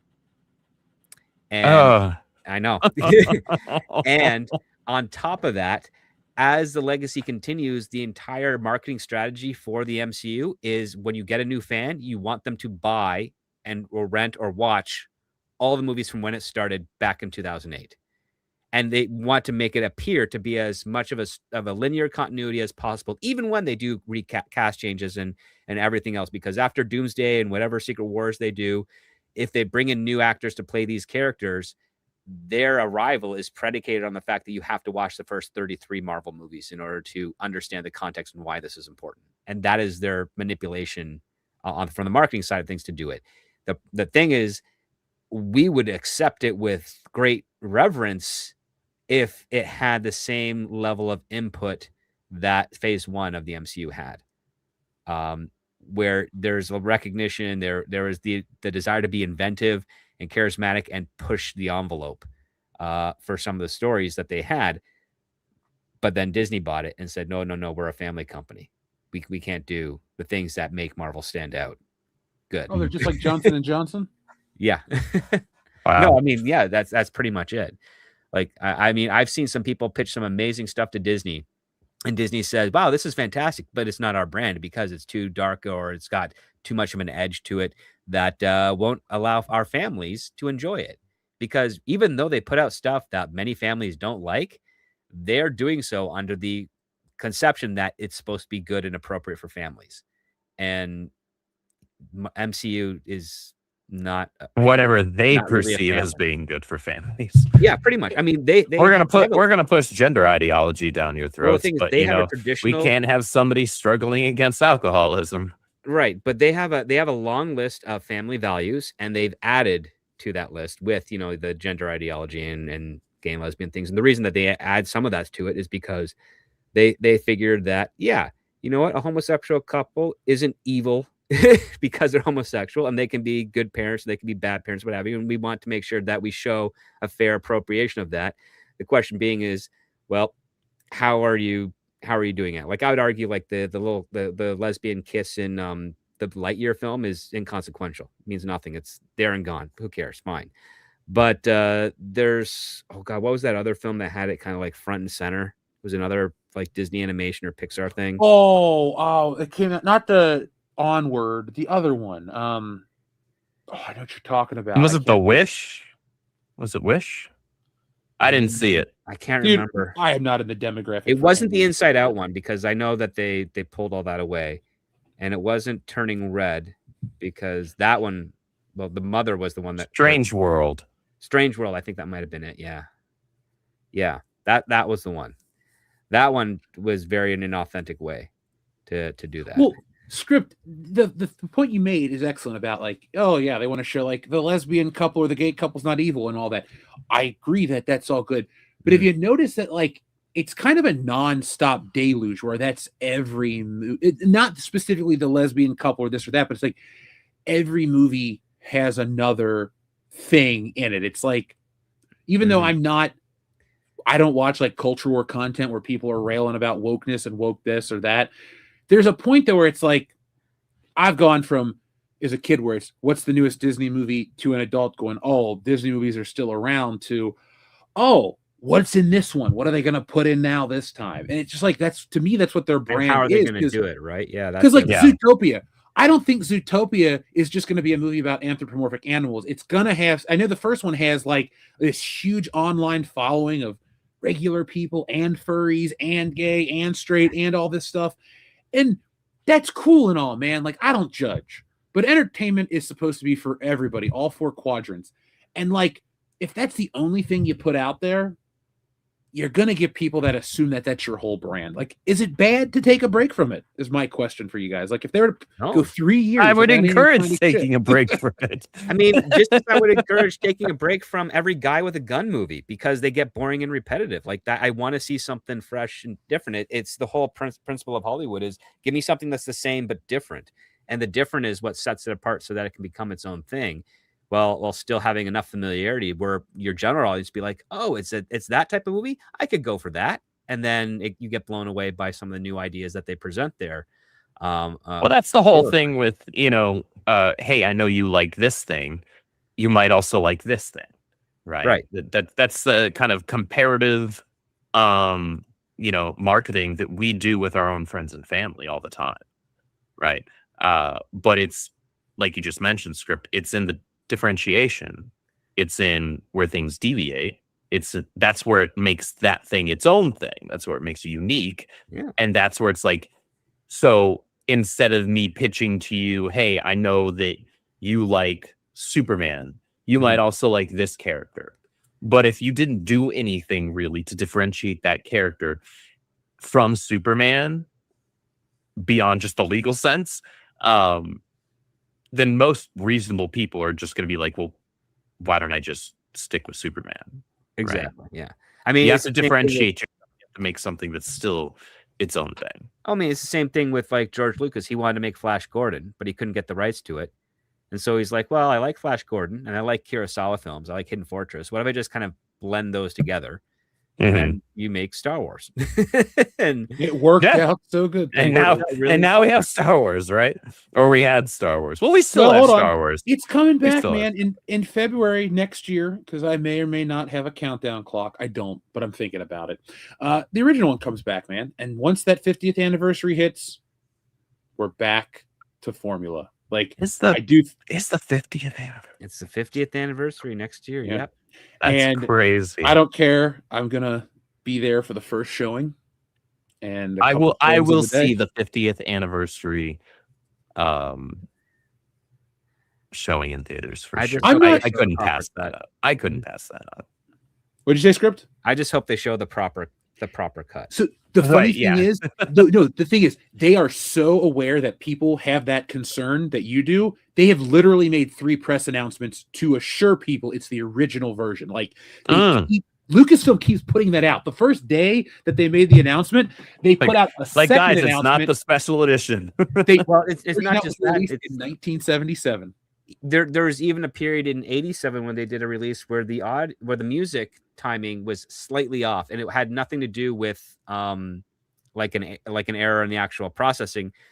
It was because Lucas did a slight passive edit that nobody really saw, and it kind of changed everything for a little bit, and then you had to reissue it. Then you did a quick correction and reissued it on the VHSs. Dude, in 2004, he went even further. You know, when the X-Wings are coming in to attack the Death Star and they do that spin as they're going down into the... he took the music out of that scene in the DVD version. So if you're watching Star Wars on DVD, you're not getting the movie. Yeah, I know. You have to... I mean, really, at this point, your most authentic version of Star Wars is going to be the second run VHS in 87, the THX upgrades in the 90s, along with the laser discs. Mhm. Yeah. I And do have the Laserdisc versions. Well, the nice I'll part say is, about that. like, I'm never going to act like Disney is good for Star Wars. But based on all the information we've received from this release, plus all this shit leaked. That's what no fan realizes. Like, anybody that's out there that's curious, if you just go to this website called theoriginaltrilogy.com, however the leakers are getting the information out there, there's video of this. It's not just like theoretical. There's like upscaled and cleaned up video, and there's things that would have never been released publicly. Like, I've been talking about this for a while. Clearly, you talk about movie theaters. My mind's next year. That's the only movie I'm excited to see. A 50-year-old movie that I've seen 400 times. Is Hollywood in a good place, Script? I mean, it's in a mixed place right now because, again, this is the year where a lot of writers that have ruined some impactful film and television are no longer going to be qualified for union membership in the WGA because they haven't made their units, because no one's hiring them because they can't make money. And they're going to try and convince the WGA to go on strike for that. And I'm going to cross my fingers that we don't, not for that reason, at least, because that means by 2027, they have to start from the bottom all over again. And guess what? If you can't prove you make money, or you can't prove that you're valuable because your DEI checklist isn't going to help you anymore, you're not going to be making film and television, which means we're probably going to be eating pretty good for a while. If only that note would have gotten out there before the new Star Trek hit. I would love to see it. Oh man, like, isn't that the rumor and the fear mongering that Star Trek will never come back now? No, Star Trek. I mean, no. Well, the people at Secret Hideout are trying to say that as if Star Trek's never coming back. No, Star Trek's not going away. Who's Secret Hideout? Secret Hideout is the current stewards of Star Trek right now. Oh, okay. I didn't know if it was like a YouTube channel that was like. No. That's Alex Kurtzman's company. Oh, sorry. I feel like an asshole now. All right, Trek fans. So there are legally speaking, there are 3 variations of a Star Trek license. One that has Bad Robot significantly a partner into it, and another that has Secret Hideout that's a significant partner to it. But the original license of Star Trek is untainted, but it's been split. Now, funnily enough, because Bad Robot's no longer producing Star Trek, that license no longer technically exists as an active license anymore. There's no merchandise being produced, brand new merchandise being produced for it. Secret Hideout still has new merchandise being produced for their productions, but do people actually buy that? Do people buy it? Oh yeah, there are some people that buy it. It's not the quantities that Star Trek traditionally sells, but there are buyers for it, and and it's really right now up into the air of whether or not Kurtzman and Secret Hideout will have their contract as stewards of Star Trek renewed. I do know that if it's not renewed, it's not dead and it's not over. Paramount will be looking for someone to helm a new Star Trek and finding a way to do it. And unfortunately, there's no successor to Rick Berman, who was the successor to Gene Roddenberry when it came to producing Star Trek. Brandon Braga was kind of in that pot, but he really crapped to the bed because it's like third generation wealth, inherited wealth. Like, the first generation makes it, the second generation manages to keep it stable, and the third generation squanders it all to hell. And in this case here, you have a fourth generation that's completely not connected to it at all. It's like the adopted kid or someone who married into the family, and they just like everything that's valuable about this estate, they just kind of burn to the ground for their own personal pleasure. Jeez. But that doesn't mean you can't find someone who's like, a long lost cousin, thrice removed. But guess what? Everybody else has died, and the inheritance has to go somewhere. So here it is. And then that person kind of galvanizes it and reboots it. It's entirely possible. I know they're making an attempt on the feature film side of things to try and rework Star Trek. Cross my fingers that maybe they'll pull it off, but likely it's going to be a few years of development craziness before they'll be able to come back if and when Secret Hideout doesn't get an extension or renewal of their contract. I would give you a more if I didn't have to click over, because I just learned something, man. I'm living in the past with Star Trek. I'm still. All I'll say is I've got 20 synopsis and partial outlines for episodes of a Star Trek series, like right now, that will not ever go near Secret Hideout as long as they're involved with Star Trek. But if they're ever looking for someone to pitch, I have a package almost ready to go for that. If there's ever a crazy world where I'm an executive at Paramount and you come to me, if you write a scene that will allow for me to play that music where Spock and Kirk fight, that da da da da da, I'll greenlight your show. Like, I've got promise me that that's in there. I've got an episode with where that could fit very easily. If I ran Star Trek, I think that would be in every episode because there would just be a fight in every episode. Da-da, da-da, da-da. Yeah, every week would be Captain Kirk versus some alien. Spock would be the commentator. Yeah. Oh, I mean, Trek would be I've like got that some one. gimmicks. I've got some gimmicks in there that haven't been used in Star Trek before that feel very Star Trek, which I'm pretty proud of. One of my, I wrote a temp pilot for it, which it's the first Star Trek pilot that's only an hour long, like an official one. And yeah, I got some really great encouragement being like, you got to send this in. It's like, no, I'm not letting Kurtzman get his hands anywhere near this. Are you crazy? It's like that's the last thing I want. I love how these like super producer writer guys or whatever, like a lot of the luster is gone. The Damon Lindelofs, the guy we're talking about, J.J. Abrams, like those guys have just. Oh, you mean the gigantic Green Lantern fan? Lindelof? Oh God. Listen, I have tons of apprehensions about him. One thing I am kind of happy is that he's not the showrunner. That's Chris Mundy, who's got a better resume than Lindelof. And also, this is one of the rare instances where Lindelof can't get away with his own crap on the writing side, because Chris Mundy has to approve it, and then on top of that, James Gunn also has to approve it. So it's going to go through two filters. That might be to the benefit of the show, but not based on the trailer I saw. Well, did you hear what he said? You hear what he said today? Yeah, he had to apologize because a whole quadrant of the internet didn't realize he was on a comedy podcast and made a joke. Is that good that he's self-aware enough? Didn't even realize that. Poor guy. Who didn't? Grant Morrison didn't even realize that because he called out Damon Lindelof on it. He did, and honestly, I'm going to push back a little bit because he can say all the words he wants. But as somebody who really loves Green Lantern, I still saw the trailer. Yeah, the trailer looks pretty good. I do think comic book fans, as somebody who's I'm a big enough could fan not disagree more. Look, I think us as fans, we need to just chill out about certain things. I'm not saying we need to accept slop, but it's like if it's like a joke, like if people are going to now run with this for the next, when does the show even come out? Comes out in August. If that's going to be the narrative, like it's the people that are going to talk about that are going to make me not interested in the show, not the show itself, which I guess is those people's purpose to get people to not watch it.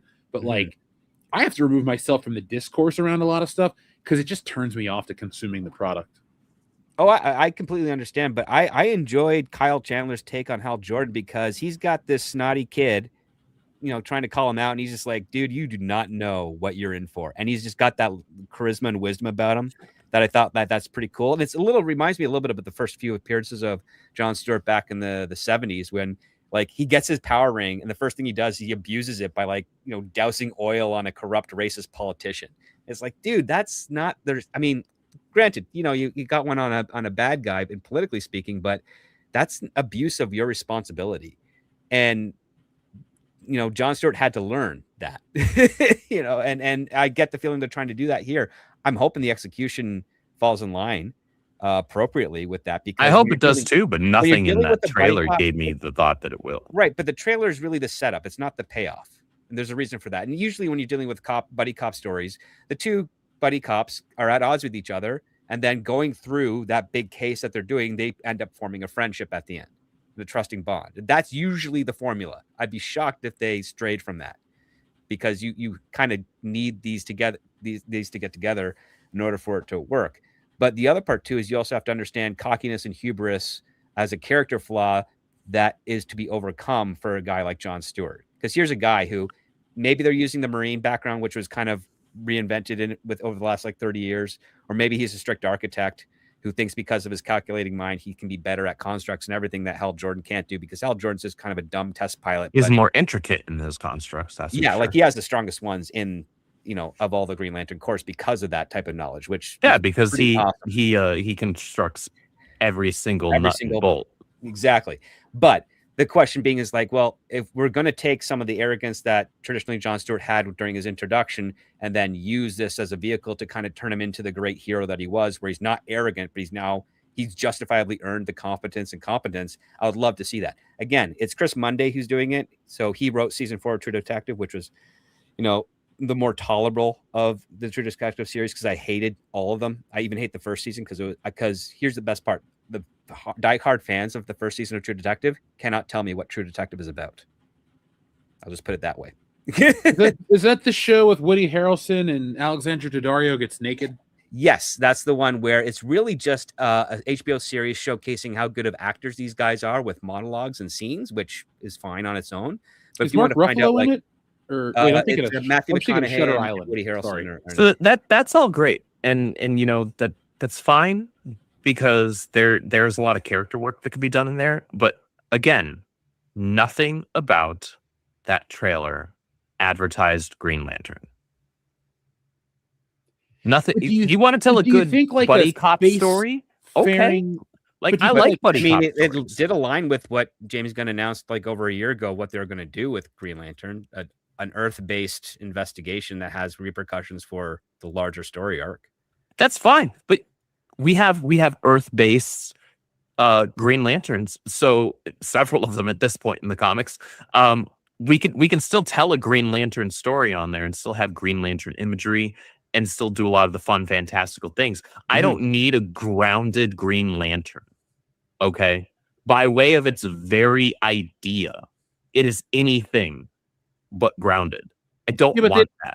But they don't want the same failure as the movie from a couple years back. Yeah, Okay, that's fine, but that just requires having a good script instead of a crappy one. Well, I mean, Look, it's not just that. It's Martin Campbell fought really hard to try and make it one thing, and oh god, what is his name? The CW guy who Berlanti? made all those shows. Berlanti?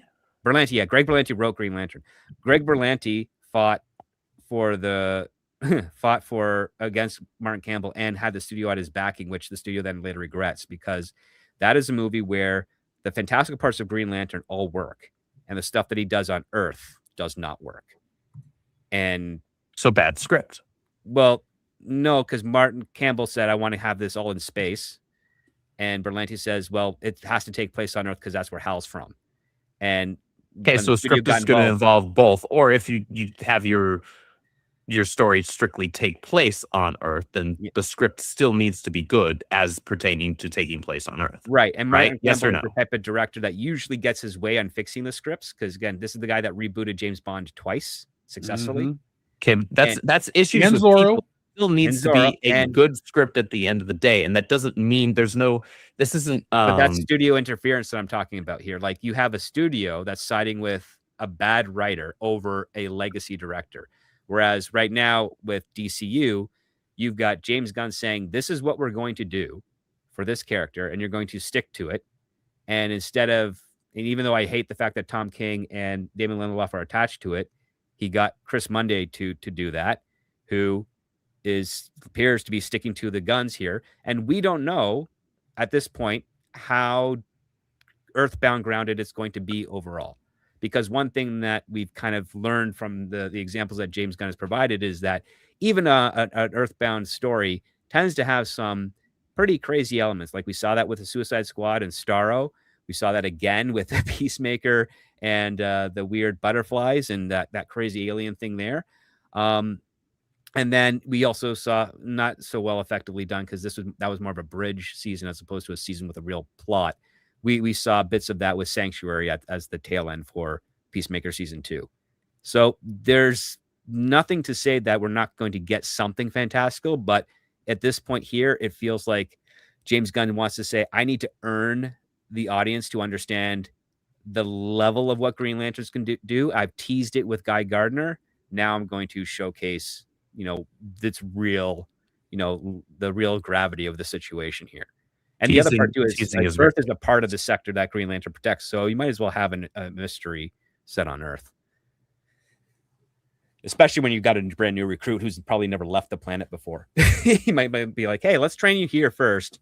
Well, I mean, before based on what take we you to an see in alien that culture you have trailer, nothing- it no doesn't idea look like about. Jon Stewart has any experience outside of Earth, and that's fine. I don't have a problem with that, and I don't have a problem with the buddy cop setup. I actually welcome that setup because I think I'm not super familiar with the guy that's playing Jon Stewart, but he looks like Nobody he can is. play the part well. Aaron Pierre, yeah, he's. I very do have good. faith in Kyle Chandler because I know he is a good actor, and I like him in most things that I've seen him in. That being said, the trailer still showed us nothing of it being Green Lantern. You have to show us something. I don't need a trailer that's a bunch of flashy things.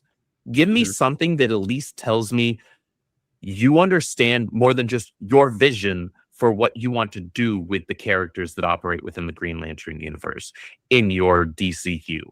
I'm not interested in just that. Tell me that you understand that while you have your vision for how you want to tackle the DCU. Okay, fair enough, fine. I loved Superman. Remember, okay? I loved that movie, genuinely. Guy Gardner won a lot of people over along with Mr. I take a lot of good. I take a lot of crap for that because I genuinely love that movie. That being said, I still need to know that you understand what we're dealing with here. And what we're dealing with is Green Lantern. There is intrinsically fantastical elements to that. And you showed us literally nothing. Well, You hold didn't on a have to second, show us Andrew. Well, I much. mean, it was a teaser, so you gotta wait. Also, Andrew, there's a whole series of comic books where Green Lantern just walks around and doesn't do fantastical stuff, and it's like decades long. So yeah, this is more like And you know Bronze what? Age Green And Lantern. Peter Parker hasn't been wearing a freaking sweater vest and bow tie for a very long time either. Okay. But that version of the Green Lantern is one of the most famous and successful versions.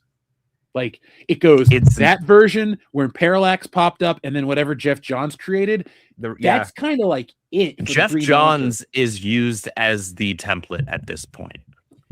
That's nice, but I'm just saying, like that'd be like if I said earlier in the show, it's like, oh, they're gonna go Ditko Spider-Man. All right, cool. It's gonna be freaky and weird and dark and this and that. Not dark like Batman dark, but like literally. And that's dark okay, and so colorful. long as you still pair it with what people recognize to be the character. But I do recognize this is the Green Lantern. And I do prefer that version because when you get to the hokier elements with the squirrel and the I get it that the Watchers and not the Watchers, whatever the blue Guardians, guys are, yeah. the Guardians. Like I get it. It's a comic book. We're not looking for realism, but you can do stories inside of these fantastical elements. This is just my personal opinion, where I find that I like the more my favorite issue of Spider-Man doesn't feature a supervillain. It takes place in a gym.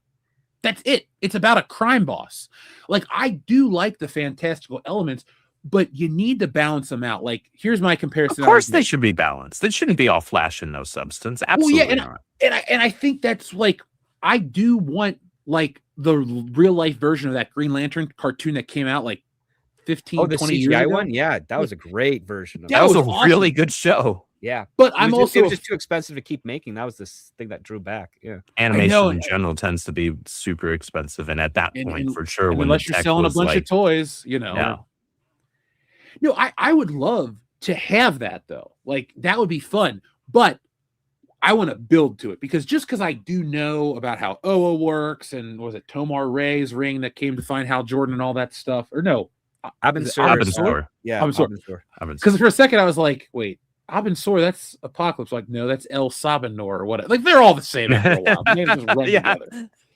At But a no, certain point, a lot of names blend together a little bit. You know, this I'm very open to what DC's going to give us. I'm more concerned with Supergirl than I am the Lantern show because I just don't give a shit about the character. And it really is hard for me to care.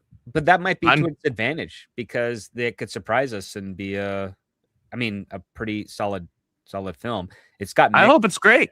Yeah, I hope it's great too. It's got mixed perceptions from the test audiences, which is not usually the best thing you want to get. But again, it's fortunately it's loosely based off a Tom King story, loosely. And I think one of the reasons that they're having troubles is the fact that the antagonist in that Tom King story is boring and mostly absent because it's a quest. As the Tom story. King story. yeah, it's a quest story about going to find this person to get their revenge or justice, and along the way, along the way, Supergirl understands and kind of reconciles with the who she is, the responsibility she has, and what she as one of the last Kryptonian kind of means to other people. So I'm hoping that they'd be nice that they went that direction. I don't think it's not going to, because when I read Woman of Tomorrow, I'm like, oh, this is how Tom King thinks writers in Japan write stories. Lots of unnecessary dialogue and nothing really happening from point to point. I'm like, well, there's a lot of manga that does fit that mold, but they're usually trying to be a bit more in depth, and they're a bit more conservative with their words and focus more on immediate urgencies in the moment, even if they are just wandering aimlessly throughout the story. There are usually a little bit more cause and effect, where in Woman of Tomorrow, we're reading a very pretentiously written diary entry of this young woman and Supergirl taking interstellar transports from point A to point B, trying to trace down this guy that, killed this woman's father and then shot a poison arrow into Crypto. Wait, that's the story? That's the Woman of Tomorrow story. I don't know how much of that's going to translate over into the final feature film. Hopefully not a lot. I don't like what you just I mean, they've included Lobo, which is already a plus. Oh, dude, Lobo's awesome. Like, Yeah. I highlighted that chat a minute ago. Like, remember, folks, we always will have strong opinions, but enjoy what you enjoy. If you find joy in James Gunn's Superman or Zack Snyder's Superman, more power to you. Remember, we're a platform for you to talk shit as well. So if you disagree with us, let us know. But we do appreciate all the respectful comments, because that's how we like to convey things here. But if you're like, hey man, you're fucking wrong, Superman sucked, I ain't gonna get mad at you either. I'm just gonna be like, yo, I thought the Snyder cut sucked, and then we'll be on equal footing. So it sucked, and it was twice as long, and it had so little Superman, even though they claimed that Snyder's the best director for Superman. It's really, you have a 4-hour movie and 12 minutes of that has. I was gonna say, as bad as the movie was, the Whedon version of the Justice League, is that what people call it? Yeah, that has actual Superman in it. Like, that has actual. It's like for 15.5 seconds, but it has actual Superman in it, and more. It has more Henry Cavill in that movie, in that 2-hour cut versus the 4-hour cut of Zack Snyder's. I'm a big fan of Justice. That's cheesy as hell, but I love it. Yeah. I don't think it's a good film by any metric, but Joss Whedon's Superman or Joss Whedon's Justice League is not a torturous film to me. Like, if you were to say, like, you can watch this or you could watch Elektra, I'd take Justice League. I'm actually, we could do a list where, Andrew, you would read me every superhero movie ever made, and I would tell you if I would watch Joss Whedon's Justice League over it. I think that would be a fun stream to do, because it would take a while, but we could be thorough. So I'm trying to think. The first MCU film that I like less than the Justice League. Iron Man 3? I don't know. I hate Iron Man 3 though. That's the thing. Iron Man 3 was such a waste. It's a disappointing film for sure. Genuinely hate and would say I would rather watch the Justice League over. So in the first 3 phases, that might only be Iron Man 3, Thor Ragnarok,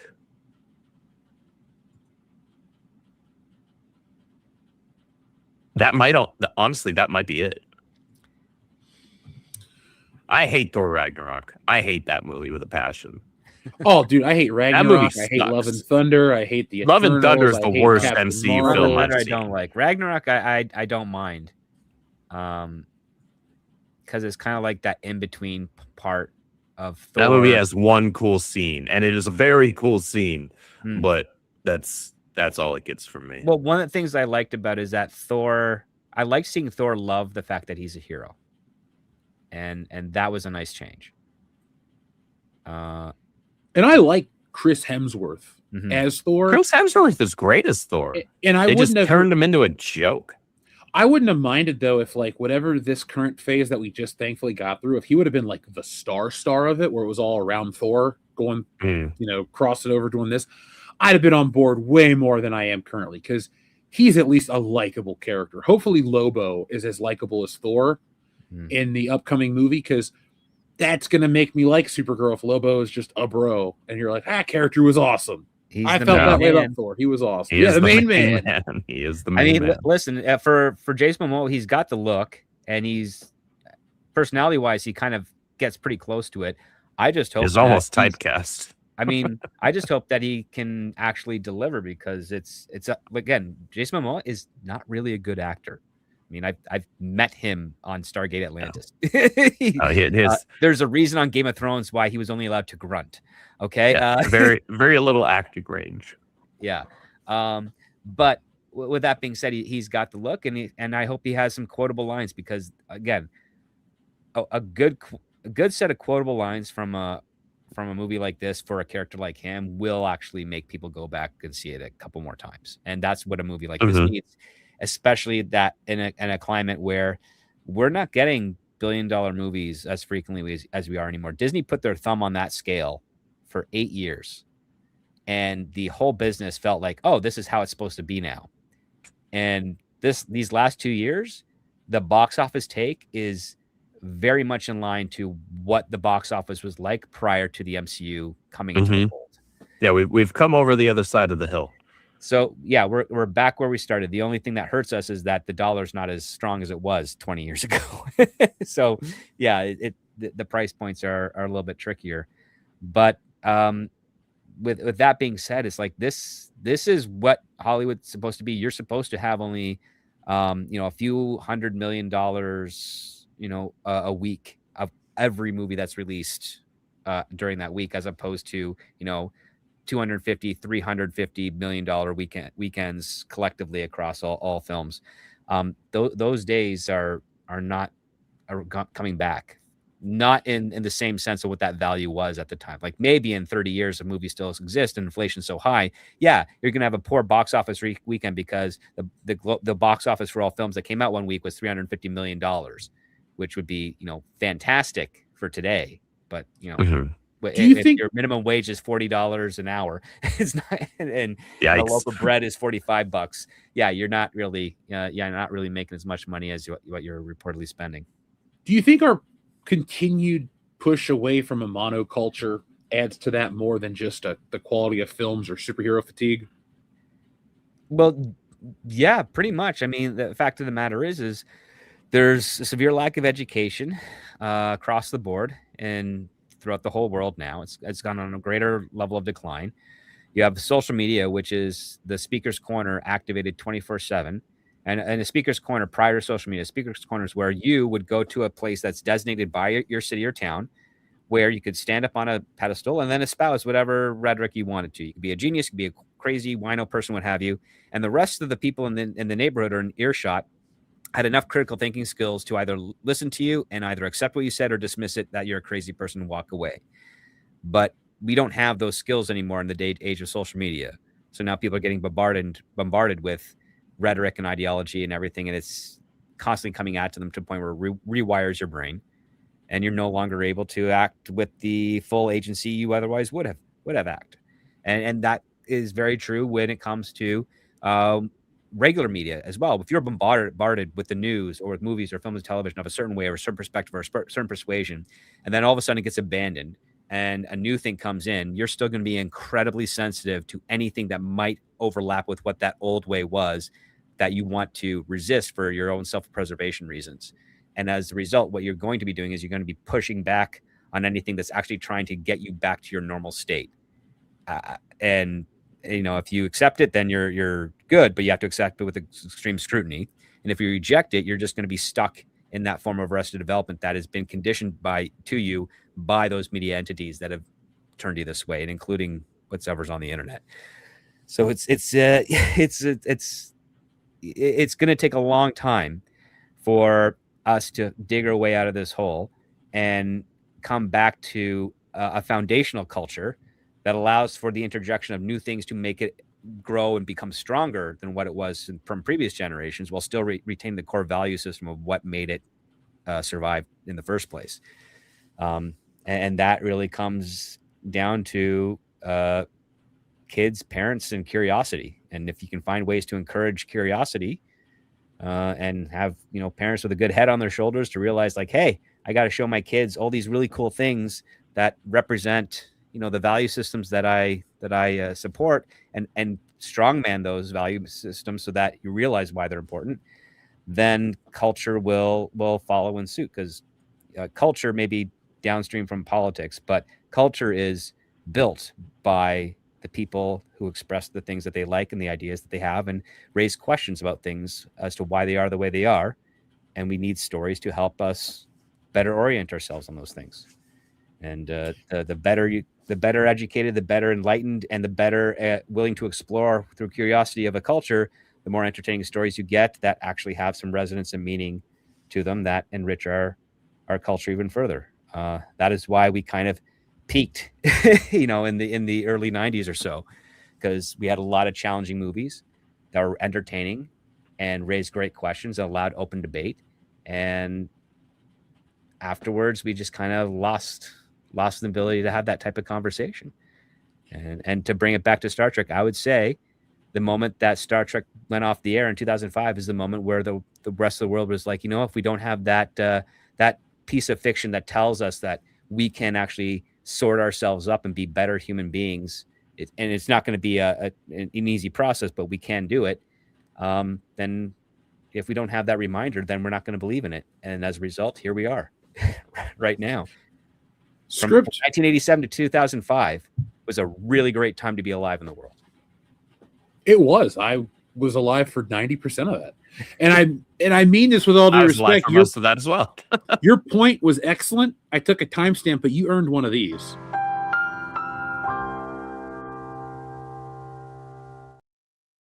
Oh, thank you.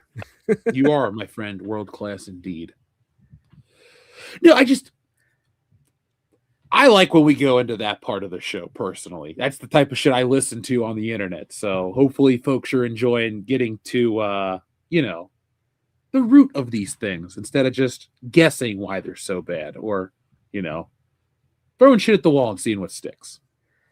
Yeah, I love doing that type of stuff. The other part too, I also like encouraging risks. Like, even if it's something like from a point of view that I don't agree with, I appreciate the risk to take it to its fullest extent, because you don't know what type of ideas that might stimulate in response to that story. And yeah, you can have random acts of brilliance that become inspired by something that you react to. And there's a difference between reacting to it to push back and reacting to it to say, oh, wait, you forgot this idea. And I can present a different argument from this point of view that you addressed. And I don't necessarily have to do something where I'm punching down or punching up or humiliating or exploiting. I can just say, here's my take on that, and let it go forward.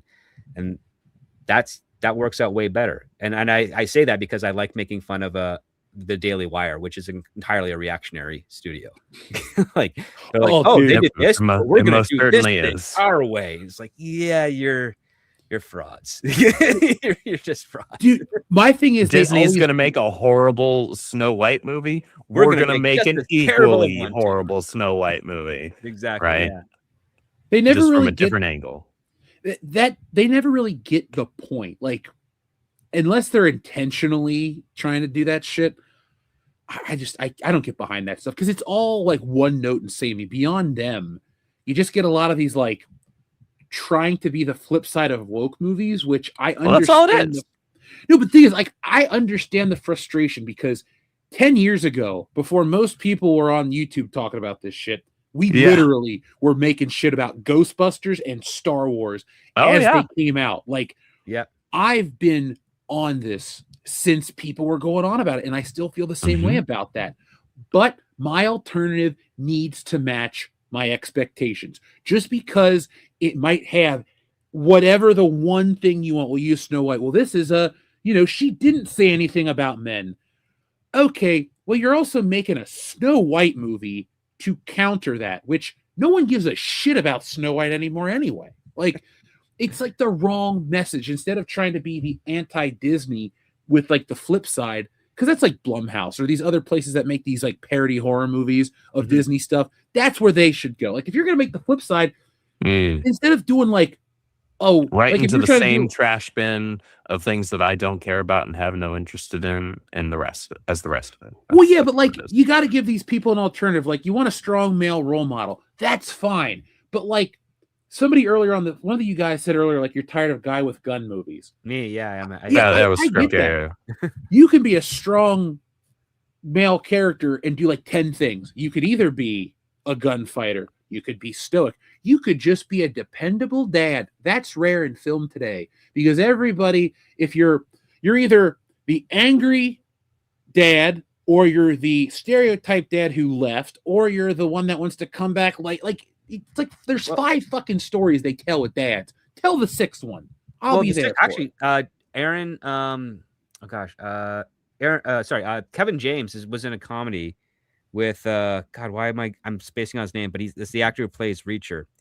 I know you're talking about Alan Richardson. Thank you. Yeah. Geez, worked on his show last summer. Those two are in a movie together where Kevin James plays a stepdad that's trying to be a good father and a good influence on his stepson, and he gets roped into this crazy adventure with Alan Richardson. And it's like, well, that's a good role model type of film to have.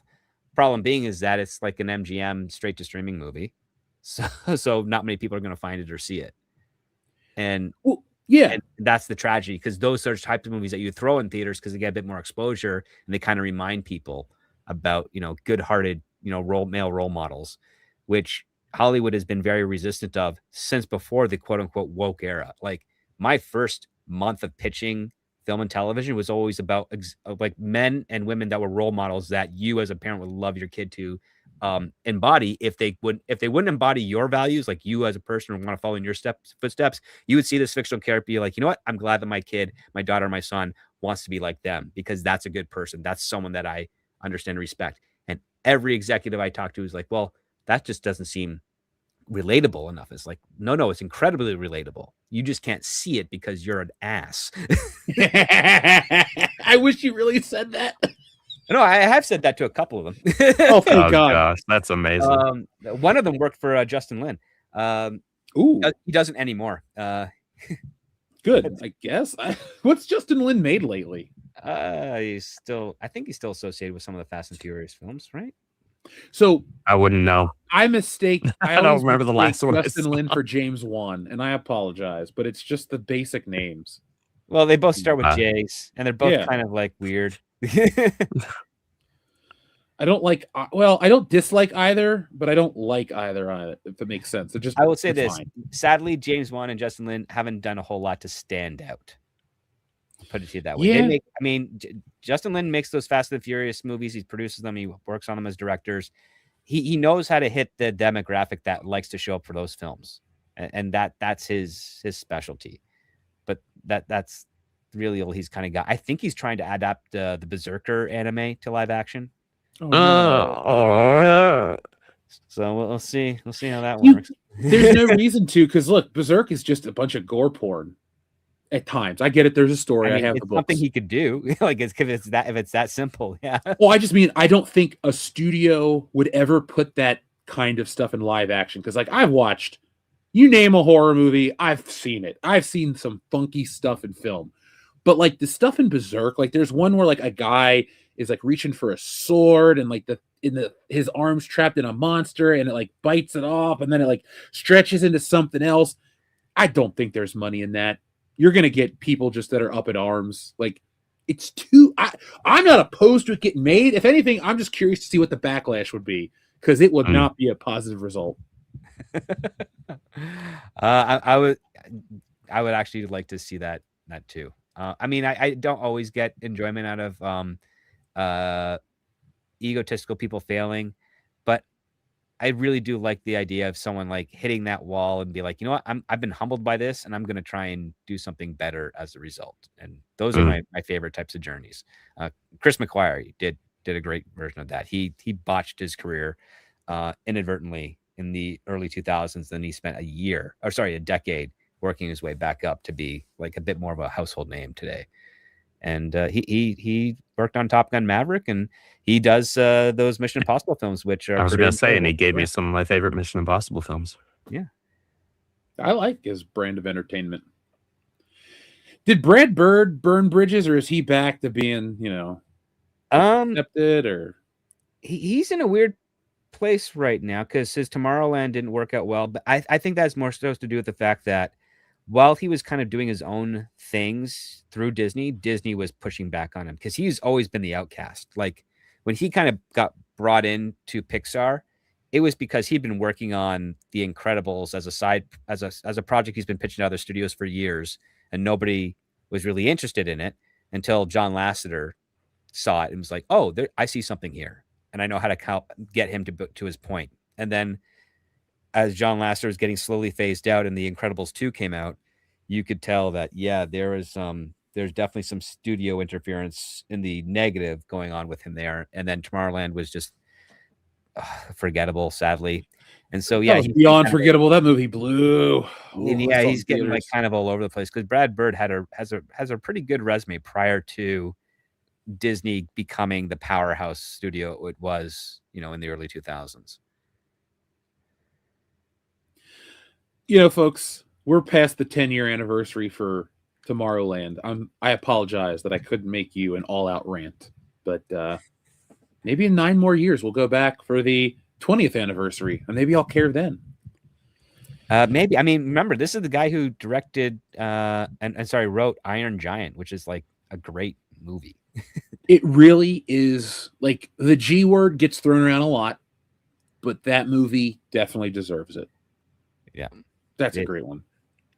So yeah, I will, because again, like Incredibles 2 that came out in 2018, right? So that's Iger led Disney. Like fully Iger led Disney, because the first Incredibles came out in 2004.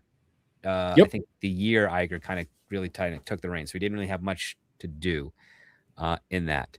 So yeah, you also have Ratatouille, another great one. But yeah, as soon as Iger kind of got in there and Lasseter was kind of getting pushed out, you can tell that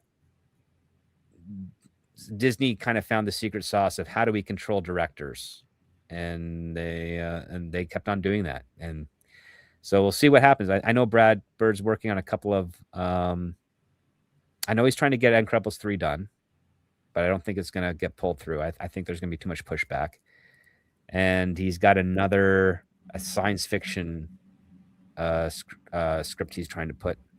I think he filmed it already. I'm not sure. Would you want an Incredibles 3? Well, if Iger doesn't put his fingers on it and Brad Bird is able to kind of get it into the shape that he got the first one in, I'd like it, because the overall meaning of Incredibles 2 about being so enamored by television screens and not looking at the world outside and around you is great, except the fact that it was completely unrefined. It was not refined to the level of what the Incredibles 1 was when it came to, having abilities to do good and knowing when to do them and being able to fulfill every aspect of yourself meaningfully and why it's important to do so, as opposed to versus the envious nature of just wanting the accolades and celebrity and superficiality of it. That was definitely, I would say, in a very undeveloped form in Incredibles 2. And I think because he didn't have Lasseter there to keep on pushing and massaging it and getting into the shape it should have been, you got a less than stellar product. And there's not really another guy like him over at Pixar, even though Pete Docter is trying to step into those reins and making claims that he's going to try and do it that way. I have my reservations at this point. I just still need to watch the second one before I can go any further. A listener sent me a copy years ago on 4K, and I have yet to watch it. So I apologize, folks. But don't worry. I'll have a new P.O. box. I'll watch everything you send. I just won't drink the soda we were sent because it's got our logo on it, and I never want to open it up. That's some specialty soda. Yes, I agree. Yeah. Dixon Cider sent us a case of it. So we have I have a case of custom-made Jones soda with the World Class Bullshitters logo. labels. So That's pretty rad. yeah, we got cool listeners. Like, folks, I literally have everything you've ever sent, and that's part of the reason why I'm waiting to do the PO box, because you guys are awesome, and I appreciate everything, and I keep everything, and I put everything in a place. But last time, like, I was personally asked to like come to the post office more regularly because you guys sent so much stuff that we would get full carts, and I would take full car loads back to the house. So thank you. When I get a better place, I will open up more stuff for that. But right now, I'm a little tight for space. So we get asked about PO boxes every couple days. That's the official answer for now. It is coming. I just don't have space for all the cool stuff. But what I do have space for is all these messages we have to read, guys. You ready to read on some of those? And then we'll keep talking because we're kind of having fun. I'm not going to keep you guys up all night, but it's been going great so far. So Xavier to God says, please, no Michelle Jones and Ned. Yeah, I'm over them too. I don't like the man in the chair. Peter doesn't need a guy in the chair. I'm just sad that because Tom Holland is married to Zendaya officially, she's probably going to be worked into future Spider-Man films if they keep him around. Oh no, I said something bad about her. He's going to hate me forever now. No, I really don't want that. I get from a business standpoint, they're like, well, Zendaya will bring in the girls to watch Spider-Man because they did it with Kirsten Dunst back in the day. But what do most people bitch about with those movies? Kirsten Dunst sucking. Yeah.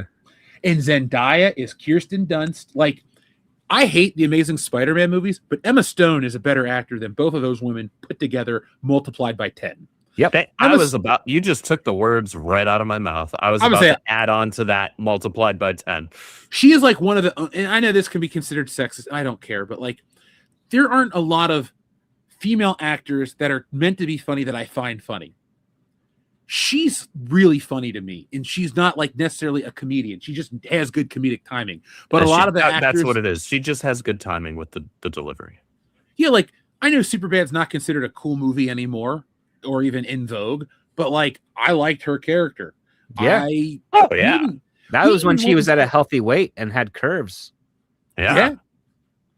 She has changed. Now she shaves her head and makes weird art movies, but hey, she's an Oscar nominee. So she's an actor's actor. They love that type of stuff. Got like Tim Roth is another one who does whatever he wants. So, like as long as it feels like he's pushing boundaries for himself or teasing his friends and family, he will make any choice that gets one of those two results. You know what?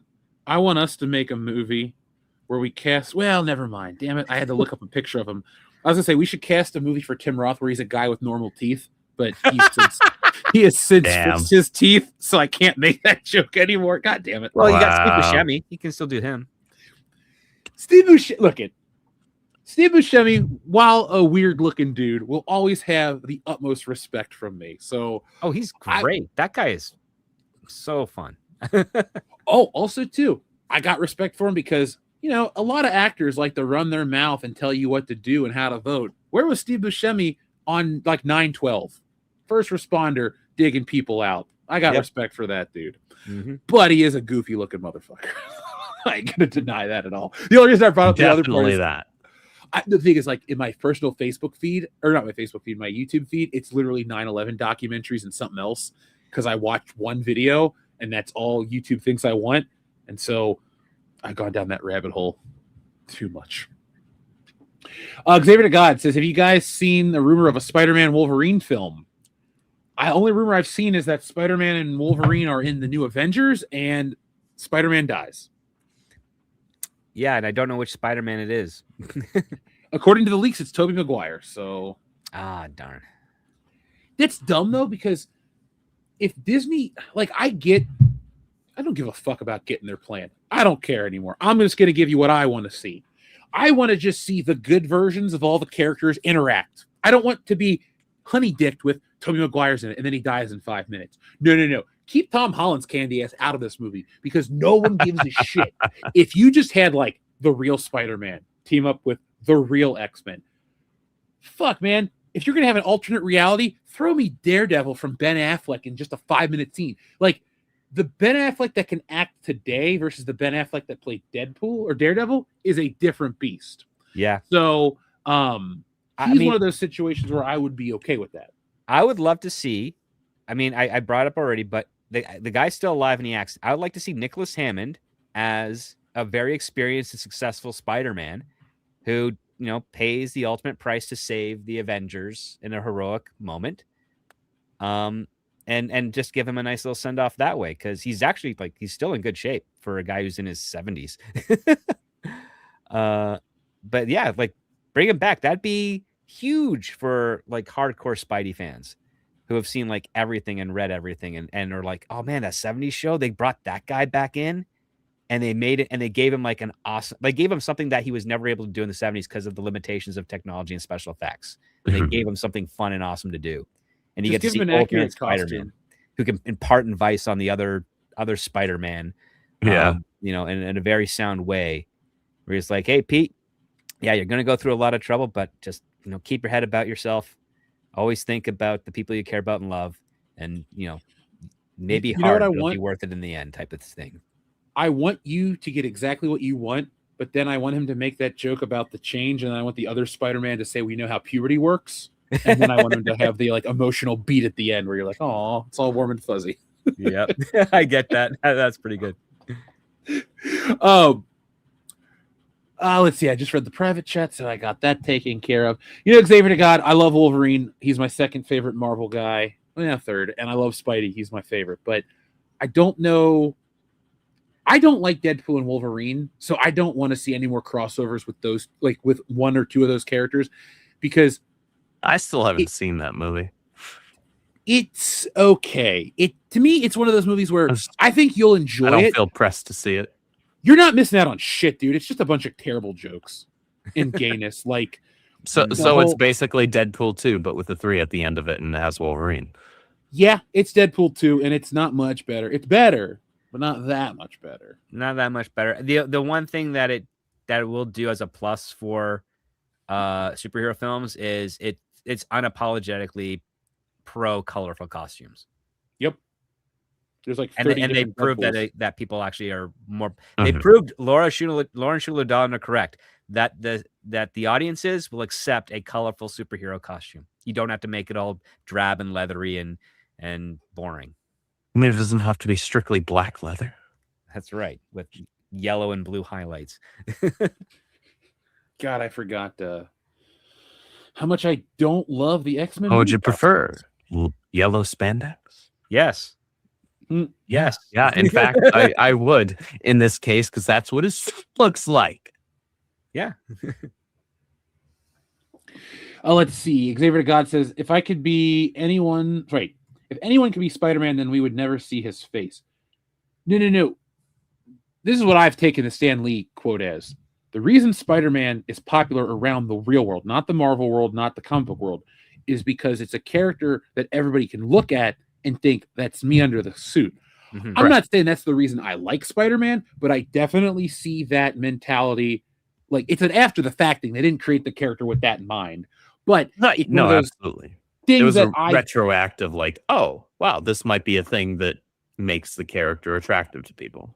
and I do believe that is the reason why Spider-Man works as well as he does. And he'll continue this trajectory of being like, in the future, he'll become like the shorthand for a superhero like Superman was generations ago. It just because Superman and Batman, while they're still popular in America and they're big around the world to a degree, like Spider-Man's in places that you wouldn't expect. Like Mexico has a huge presence for Spider-Man. Did you know back in the 60s, The they were getting luchador those stuff. books? Well, beyond that too, they were getting the books back in the 60s and 70s, but they were their own versions of Spider-Man. They hired a guy to redraw issues of Spider-Man. Like they would copy the Romita art, but then they would have Gwen Stacy with a huge ass, and it was like oddly sexy. And she doesn't die; they get married. The book ends differently. Like Mhm. that character just has a lot of And pull Japan on man. the- loves Spider-Man too. Like holy. Oh, yeah, they do. Yeah. Oh, they he's got do. a robot. he In- does, he does some have versions, a yeah. robot. We have In hard one on. of the- that is a thing. You always go to Nicholas Hammond Spider-Man. I just think of that Spider-Man, Japanese Spider-Man. I mean, they were shot at the Yeah. same time, so and they were really cool. Heck, there's one where he goes to Asia called the Chinese Web, which is pretty fun because they use some of the special effects from the Japanese Spider-Man in that. I love just over the top Sentai. So Yeah, I'm so sad that it's going away, but it's had 50 years, so appreciate it. I'm glad that it lasted, and I want it to be there for the fans. But personally, I grew out of that brand of entertainment. God, 30 years ago, dude. Like, I loved it as Power Rangers, and I've tried to watch other Sentai. I don't connect with it the same way. So It's written specifically for kids because it does teach a lot of like fun moral values. But no, I mean, I appreciate it for that on its own, where it's like, oh man, if I have a toddler or something, I'm showing them this because it'll blow their minds and they'll have no idea that I'm conditioning them to be, competent human beings. Even though it's like, it's a Japanese show. It's from 1978 all the way to like the late 90s. It's really funny, silly, harmless but good moral shows. I like that though. Unless you Good see the morals. Goshi Sentai Die Ranger. That one is a Star Wars dark level take. Yeah, Die Ranger is the one that I think the White Ranger that's in the American footage Yes. comes from. The White Ranger is actually an 11-year-old boy who keeps on sexually harassing the Pink Ranger. Yep. Because I've seen the video footage of him dancing around and then riding on a skateboard. So Dancing around, riding on a skateboard, and literally putting his hand between the Pink Ranger's legs. and her slapping the crap out of him. But Man, my God. Yeah. Xavier to God, thank you. He says Tom Spidey was too much of an Iron Man fanboy. Agreed. Yeah. 100%. That I think came from like the Ultimate Universe because wasn't Spider-Man in the Ultimate Universe? Wasn't he like a huge fan of Tony Stark? Well, maybe later, but the only reason I remember this is because I do have every issue of Ultimate Spider-Man, and I've read a lot of the earlier stuff over. Tony Stark has no influence on the first at least 10 issues for sure, and he gets the suit by issue 6. So yeah, because I know that I know in one point like Peter Parker makes a report on Iron Man for school in Ultimate Spider-Man because that's when you get shown the horrible Ultimate Iron Man armor. I remember seeing that pretty vividly. Let's see. John Thomas, thank you very much. John says, Andrew, if yellow and blue make green, why does only yellow defeat Green Lantern's powers? Also, I like the special editions. Yeah, I responded to him in the chat. I think they were just not thinking too much about it, but at the same time, if we were to look at it retroactively now with what we know of the Lantern spectrum of emotions and the colors, his argument there doesn't really make much sense because blue is hope. Well, the other part too is green is usually culturally associated with envy, not will. So yeah, people say green with envy. Yeah, green with envy. So, but if you wanted to go on like the color wheel of what would actually on the spectrum, what would actually like cripple Green Lanterns, the Star Sapphire, indigo or purple would do that because it cancels it out. That's why chroma key in Hollywood is used. You green screen, you light the subject with a little bit of purple to hide the bleed over, and then you can chroma key in any type of background you want, make it nice, clean, and smooth because those two cancel out each other. Folks, if I could, I'd press the do because you just learned a little more. Also, too, John, there are some versions of the some special edition changes that I do love. I'm not an acolyte for it's got to be the 77 cut. Give me the 77 cut up until they go to fight once they land on the Death Star, because they took out all the bullet shots of when the laser blasts hit and a couple other like sanitization things, which I don't need gore, but if it was okay in the 70s to be a PG film, it doesn't need to be changed, George Lucas. That's right. Sure. John Thomas, thank you very much. He says, evil robot and stupid hideouts should never be allowed near anything. I like those names for him. I'm going to take a I guess at this point, that's fair enough for people who are fans of a lot of the things that those studios have had their fingers in. I still will always maintain, I'm not going to retroactively change my position just because other people think otherwise. I like the Calvin trilogy. Okay. Oh no, that's fine. With Beyond being the least of the three for sure, but I still really. I thought Into Darkness was the least of the three. That's the one where like really bad. I with really Andrew.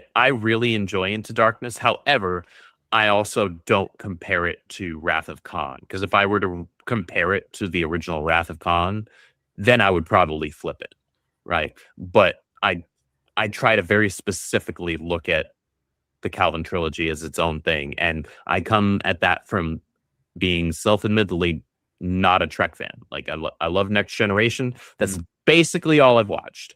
I watched all of Next Generation, a little bit of original series, and then the Calvin trilogy. That's it. So I will never consider myself a Trek fan. I just like what I like that happens to have Well, that. I would say if you do ever find your way into the original series and those films, it may diminish your appreciation of the Calvin trilogy. No, like I've spoken with a lot of people who are like longtime fans of Star Trek, and they've explained to me like, this is why I'm not a fan of the Calvin trilogy. This is why I don't like the decisions they made over here and here, because I've been watching it since the original series, or at least like reruns of the original series, right, when those were still in syndication. And I can look at that and be like, okay, like that totally makes sense. If I had that same experience as you, I'd probably be in the same position as you, right? But I don't. And so I just look at it as, I'm not going to overwrite the enjoyment that I have due to somebody else's non-enjoyment of it. Oh yeah, don't do that. No. Right. Yeah. But I can still understand where they come from, right? I could be like, oh, yeah, with that context, that totally makes sense. Of course you would hate this. That makes sense to me. I'm coming from a different place. Right. No, I mean that's absolutely fair, because you what you're seeing it, you're seeing it as it is without any influence prior to it. Whereas an existing Star Trek fan looks at that and be like, oh, this is derivative, and it's done by a guy who clearly doesn't understand the context of what he's writing. Which I mean, again, Bad Robot and Secret Hideout have earned their negative reputation over the years. Quite fairly so, I would say, based on what I know. Mm-hmm. And yeah, I mean, heck, Secret Hideout put out the worst Clarice series from one of the worst pilots ever written. Like Clarice Starling? Yeah, it got canceled after one season. And I was one of the few people that got the pilot right away in the Sphere, and may or may not have shared it with some people to talk about it. And it from a number of writers and producers throughout the industry, when they started to read it, they all had the same response: this is the worst television pilot I have ever read. And TV pilots are really hard to write, and the majority of them are still bad, but they have enough of a foundation for that the show to build off of to get better. Because and what's funny is when you talk to actors, they have their reverse. They're like, oh, the pilot's great. It's got to be the best show ever, because that's what, sells the show, right? And then they rate everything after the pilot, and it's always less than, because they think, oh, without the pilot, we wouldn't have the show. It's like, well, no. The pilot gets you in the door. The subsequent episodes keep you there. And if they're not good enough, if they're not better than the pilot, that's when your show gets canceled. Mm-hmm. And yeah, because again, the pilot gets you in, it's the rest of the show that keeps you there. So finding actors, especially a lot of them that are in like the retiring age, going back and doing shows, podcasts, or little blips about rewatching their old shows and coming at it from that perspective, you're like, oh man, that's why you're where you are right now, because you don't realize the importance of everything else to build up what you have. And it's a little sad here, because I've seen some really good actors that should be working now, and they're not working, and instead they've got podcasts. They're in our fun space here, and they're doing that really as they're nothing. They have nothing else going on, and that hurts, because they're good, talented people. And they should be working. Script, if you got a funny actor that needs a show because they're bored, send them this way. We'll have them. There you go. We'd love to stream with I was gonna jokingly say Brian Doyle Murray, but he's always got work, so yeah, somebody. Patrick Dempsey, no, he's been working pretty recently. So in college, I made a short film called I Hate Patrick Dempsey. I gotta find it. It's weird. Is that like a Meatballs 3 reference or something? Okay, so this would have been 2007, 2008. So Grey's Anatomy was just everywhere. Oh yeah. And he was on like every there was a month where he was on every magazine cover. And I wasn't alive when he had his like 80s renaissance or whatever, not renaissance, but his It's 80s his debut, actually. Yeah, because like to me, he was just the guy from Grey's Anatomy. I didn't know he was in anything else. And I was like, who the fuck is this guy? Why is he everywhere? I hate him. And it just became a joke where all my friends would be like, hey, look, it's Patrick Dempsey. So I made a short film where I have a mental break and I see Patrick Dempsey everywhere. I got all my friends to wear Patrick Dempsey masks. That's pretty funny.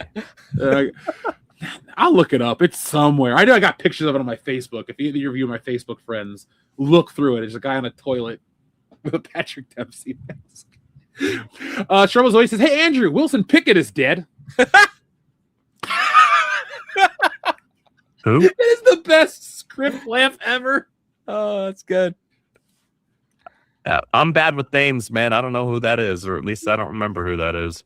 Well, he was a singer Yeah. who died about 20 years ago. Yeah, he okay. died about 20 years ago. Oh god, he was the Falcons. The Falcons. That's one of the music groups he was part of. Do you know you don't know who the Falcons are? Okay. Falcons. He sang Mustang Sally. That's like a famous song, dude. Okay, that song sounds familiar, but yeah, the band name and his name specifically, I'm just not ringing a bell.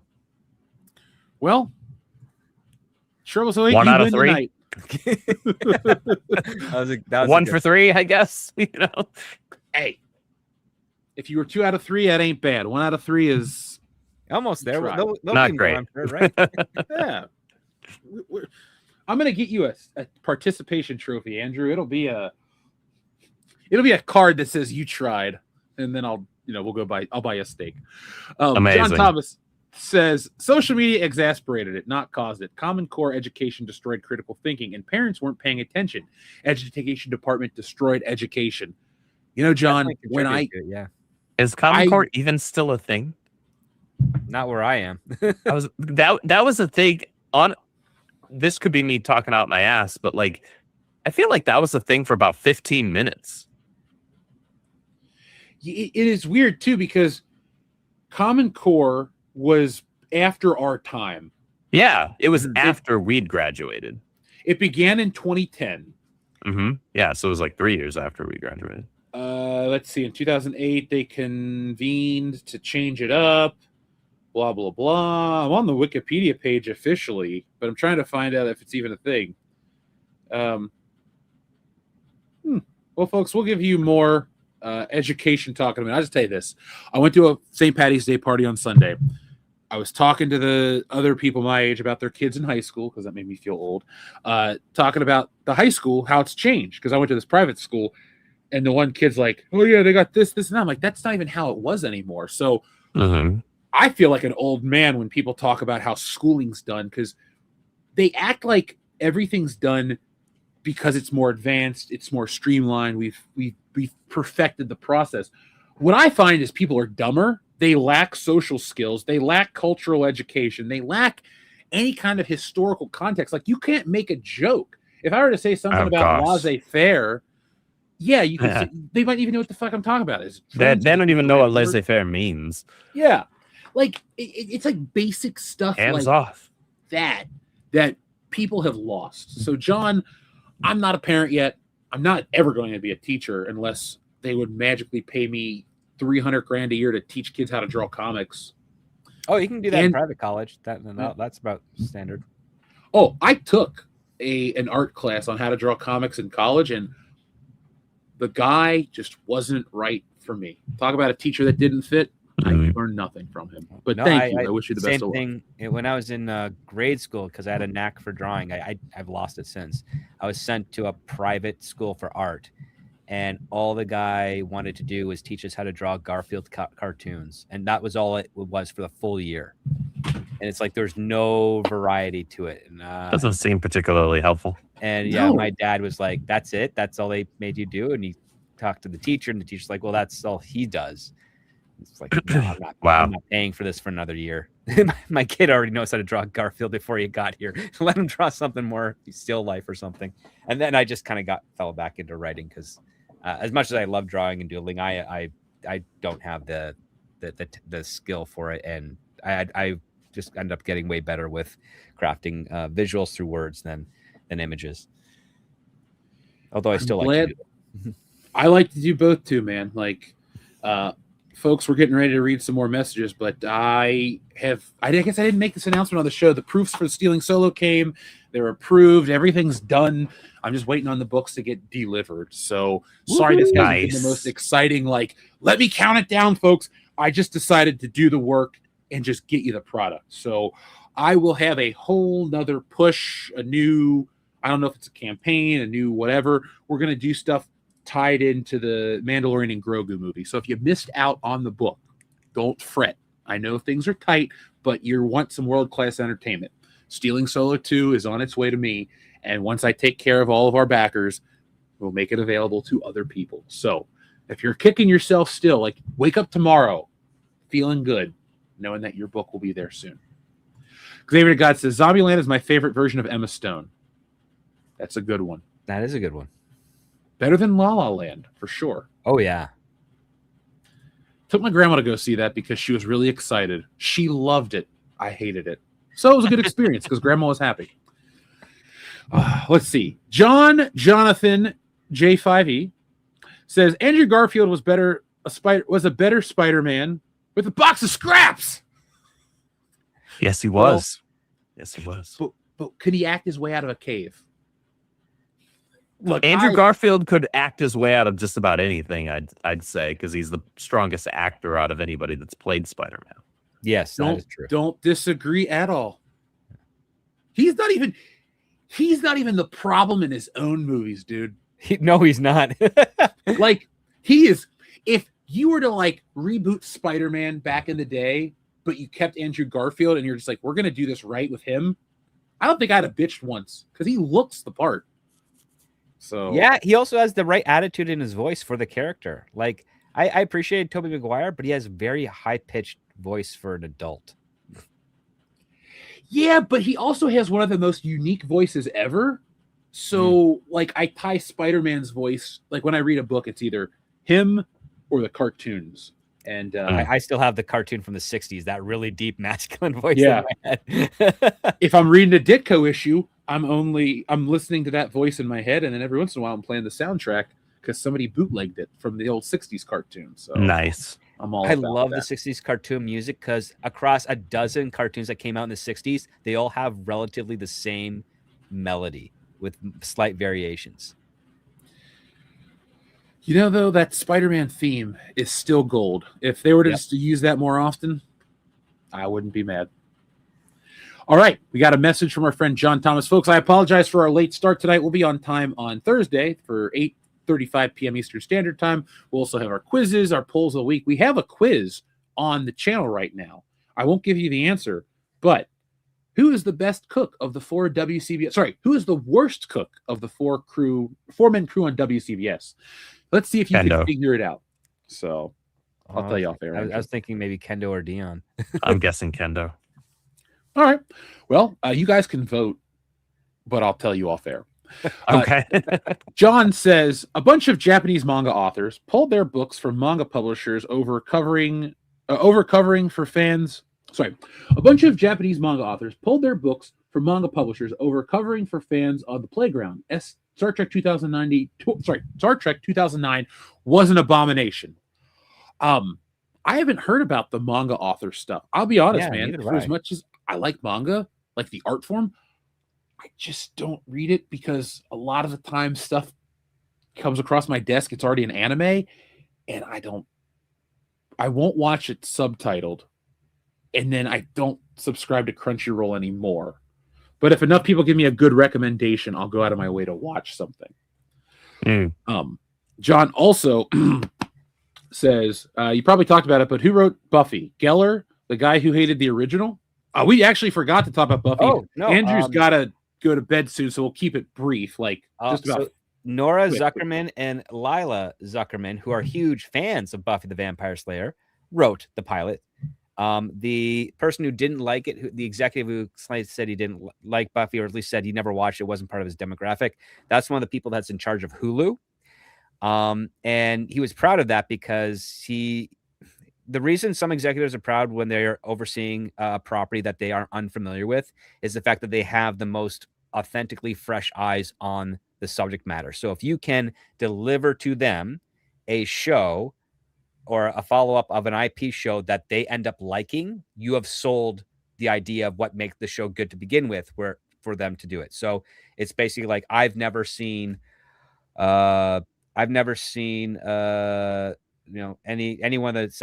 that mangas that John Thomas has recommended over the years. But if a writer were to come to me and says, "Hey, I'm adapting this manga," I'd be like, "Okay, well, I've never seen it before. So you've got your work cut out for you to make me want to like it." And if they made me want to like it without betraying the core essence of what that is, what that IP is, then I can be like, say, okay, if you can convince me, it means you can now convince all the target demographics that we're going to be aiming for this show. That is why you have that there. That's why you have a guy like that there. Because if you've already got someone that's already on board, you're preaching to the choir, and they'll just pass it up the chain of command and put it out in the air. And what happens when audiences reject it? It's like, well, like you didn't put it under scrutiny. You were in love with it so much because of what your connection to the previous show that you didn't look at it to see if it was actually any good or not. And that's the big risk that you have here. So with the Buffy the Vampire Slayer New Sunnydale, they wrote the pilot, they shot the pilot.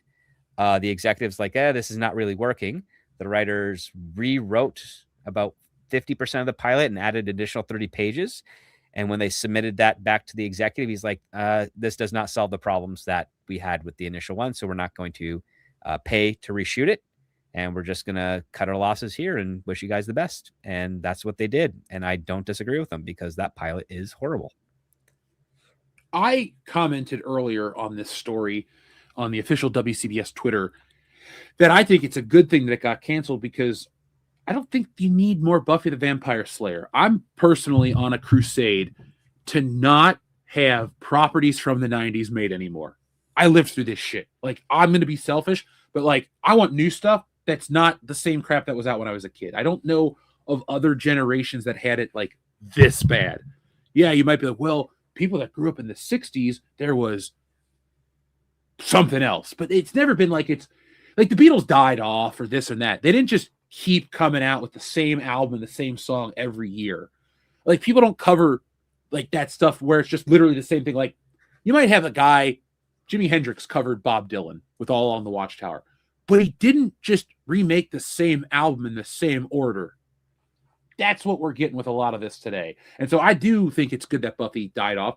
And also, too, it's a double-edged sword of getting to troll people because you get the people that, we love Buffy, we want more of it. And the people that hate it, too. But, like, it wasn't going to be your classic Buffy. It was going to be whatever modernized versions of Buffy would be. And Buffy already has all of the tropes that the quote-unquote woke audience loves.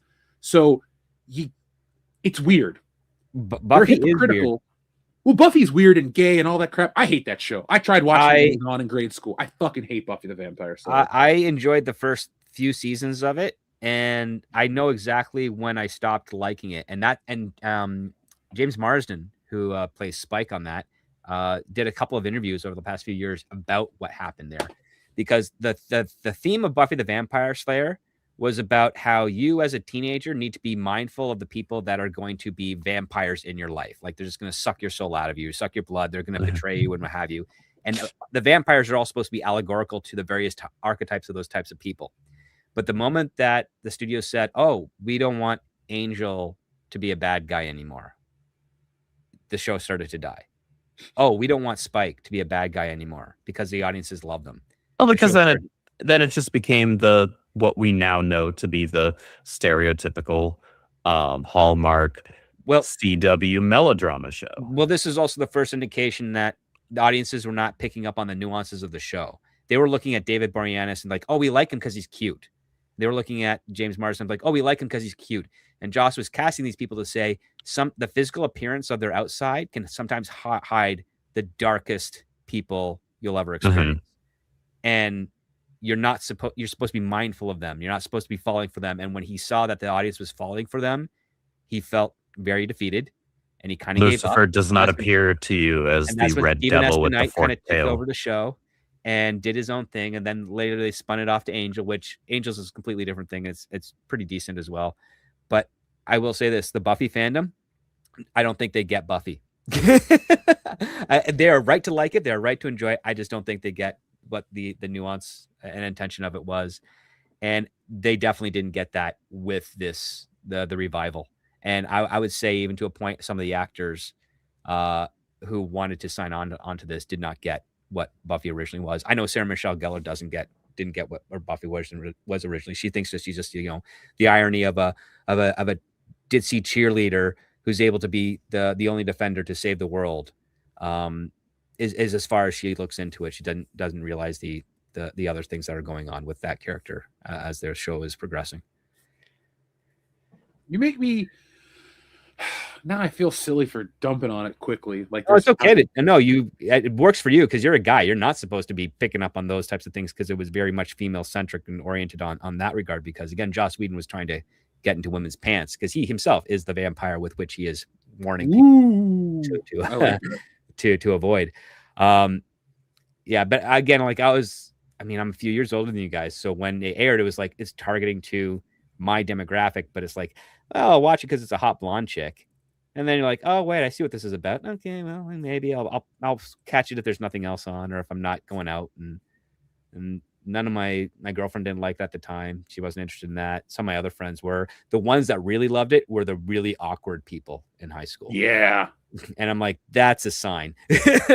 That's how I think of Joss Whedon fans. No offense to anybody in the chat. I'm the one that said I'd rather watch his Justice League film more than many other superhero films. But it was my early interaction with that kind of stuff that just, turned me off. So, But I don't want to keep Andrew up till 5 a.m. So, folks, we have another one. For Script and Andrew's answer, wrong button, please. Oh, okay. Well, you know what? Wrong! There you go. You're going to get yelled at by Kevin Spacey. That's a great clip. It's the best part of that movie. Well, it leads right into a really great set piece of Superman saving a bunch of people in Metropolis in a really effective and ingenious way. And I wish we got more of that at the time. Yeah. You know what's funny? I was only a year and a half away from possibly being able to get onto that movie to work on it. Damn. It was filming 1 year before I got to Hollywood. And what's funny is, like, as soon as I got there, I was meeting some of the people that worked on that. And even the people I met years later, whenever they have a conversation with me, it's like, oh man, if you were just like 2 years older and you got out here, everybody would be so on board with the stuff what you want to do with that movie. Because they were way more open to bringing in fresh blood at Warner Brothers and from 2005 to 2010. Is that the one that got away for you in your career still? I mean, I missed it completely. Like, there's no way I would have been able to get down there anyways, because I was 2005, I was 19, 20-ish. So I was just finishing up my second degree in college at the time.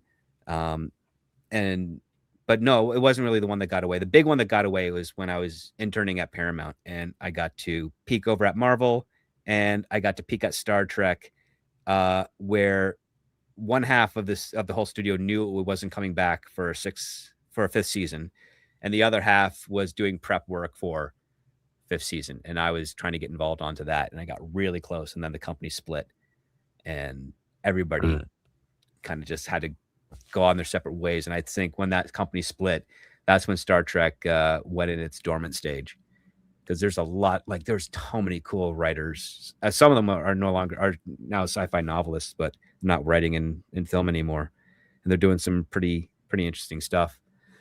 But yeah, that was the Les Moonves, man. He screwed the pooch there. I always feel like his name is fake too. Les Moonves, working on Star Trek. Or like, make it cheaper. Okay, we can make it cheaper. Great. I'm going to give you this contract to Alex Kurtzman, who's going to make $10 million episodes. Like, I thought you wanted it cheaper. Right? Could I break into Hollywood if I could just guarantee them that everything would be done cheaper? Well, Les Moonves has no influence in Hollywood anymore. But No, I mean in general. Like if I were to like really, if that was my dream, would that be a hack where I just, if I'm pitching everything as we can do it cheap, would that help me? It would only help you if you had 2 short films to showcase your ability to tell a cohesive narrative. That's your key to get some attention on you. Whether you write it and you get a director to direct it, or whether you write and direct yourself, or whether you direct one that a writer has done. If you can do like a 10-minute short film that tells a cohesive beginning, middle, and end with a character arc and some sort of emotional impact, it could be like, action adventure, swashbuckling thing, or something deep in, romantic or connective through love or maybe even hate. If you can prove that you can tell a concise story like that, that makes you valuable. That opens up doors for you. And then if they say, hey, yeah, we'll give you the opportunity to do a show, they won't care about the money at first. But when you submit the script and your proposal stuff and they say, oh, this is looking pretty expensive, and you say, I can find a way to do it cheaper, then yeah, they'll give you a little bit more grace and latitude. Not much because you're new, but they'll do it. And then if I deliver something that's successful and cheap, then they'll say, right? Keep doing it. They'll be like, do it again. Yeah. And then you'll have some other people be like, hey, I can get you more money. And then that's when they start to get you. Like that's what they did to Colin Trevorrow, because he did Safety Not Guaranteed. Good movie, got him a lot of attention. Then they gave him Jurassic World, like right out the bat. It's like, nope, you just nixed that guy's potential career because you gave him an IP studio film from a studio that knows he's such a green and fresh director that he will just say yes to everything they want because he knows this opportunity will be good on his resume and get him other work. And it almost did. Well, at least he didn't make the worst Jurassic Park film. No. So he's got that going for him.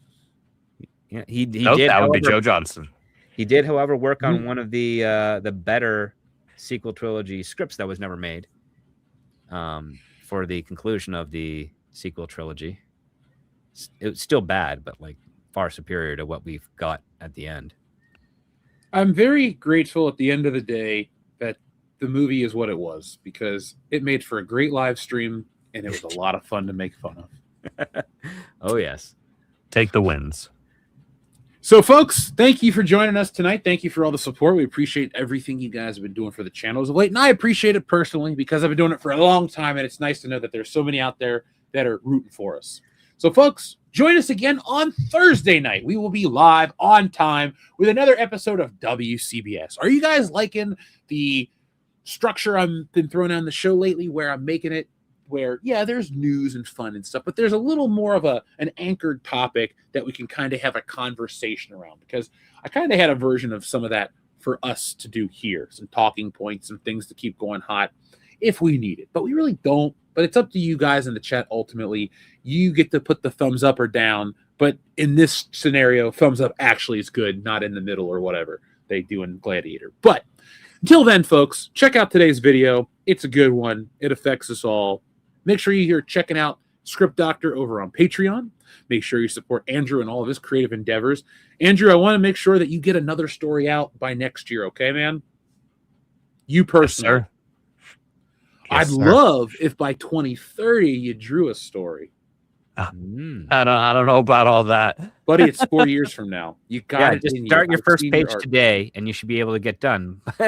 All things considered, if I drew a page a week, I'd probably be able to get ahead of some people.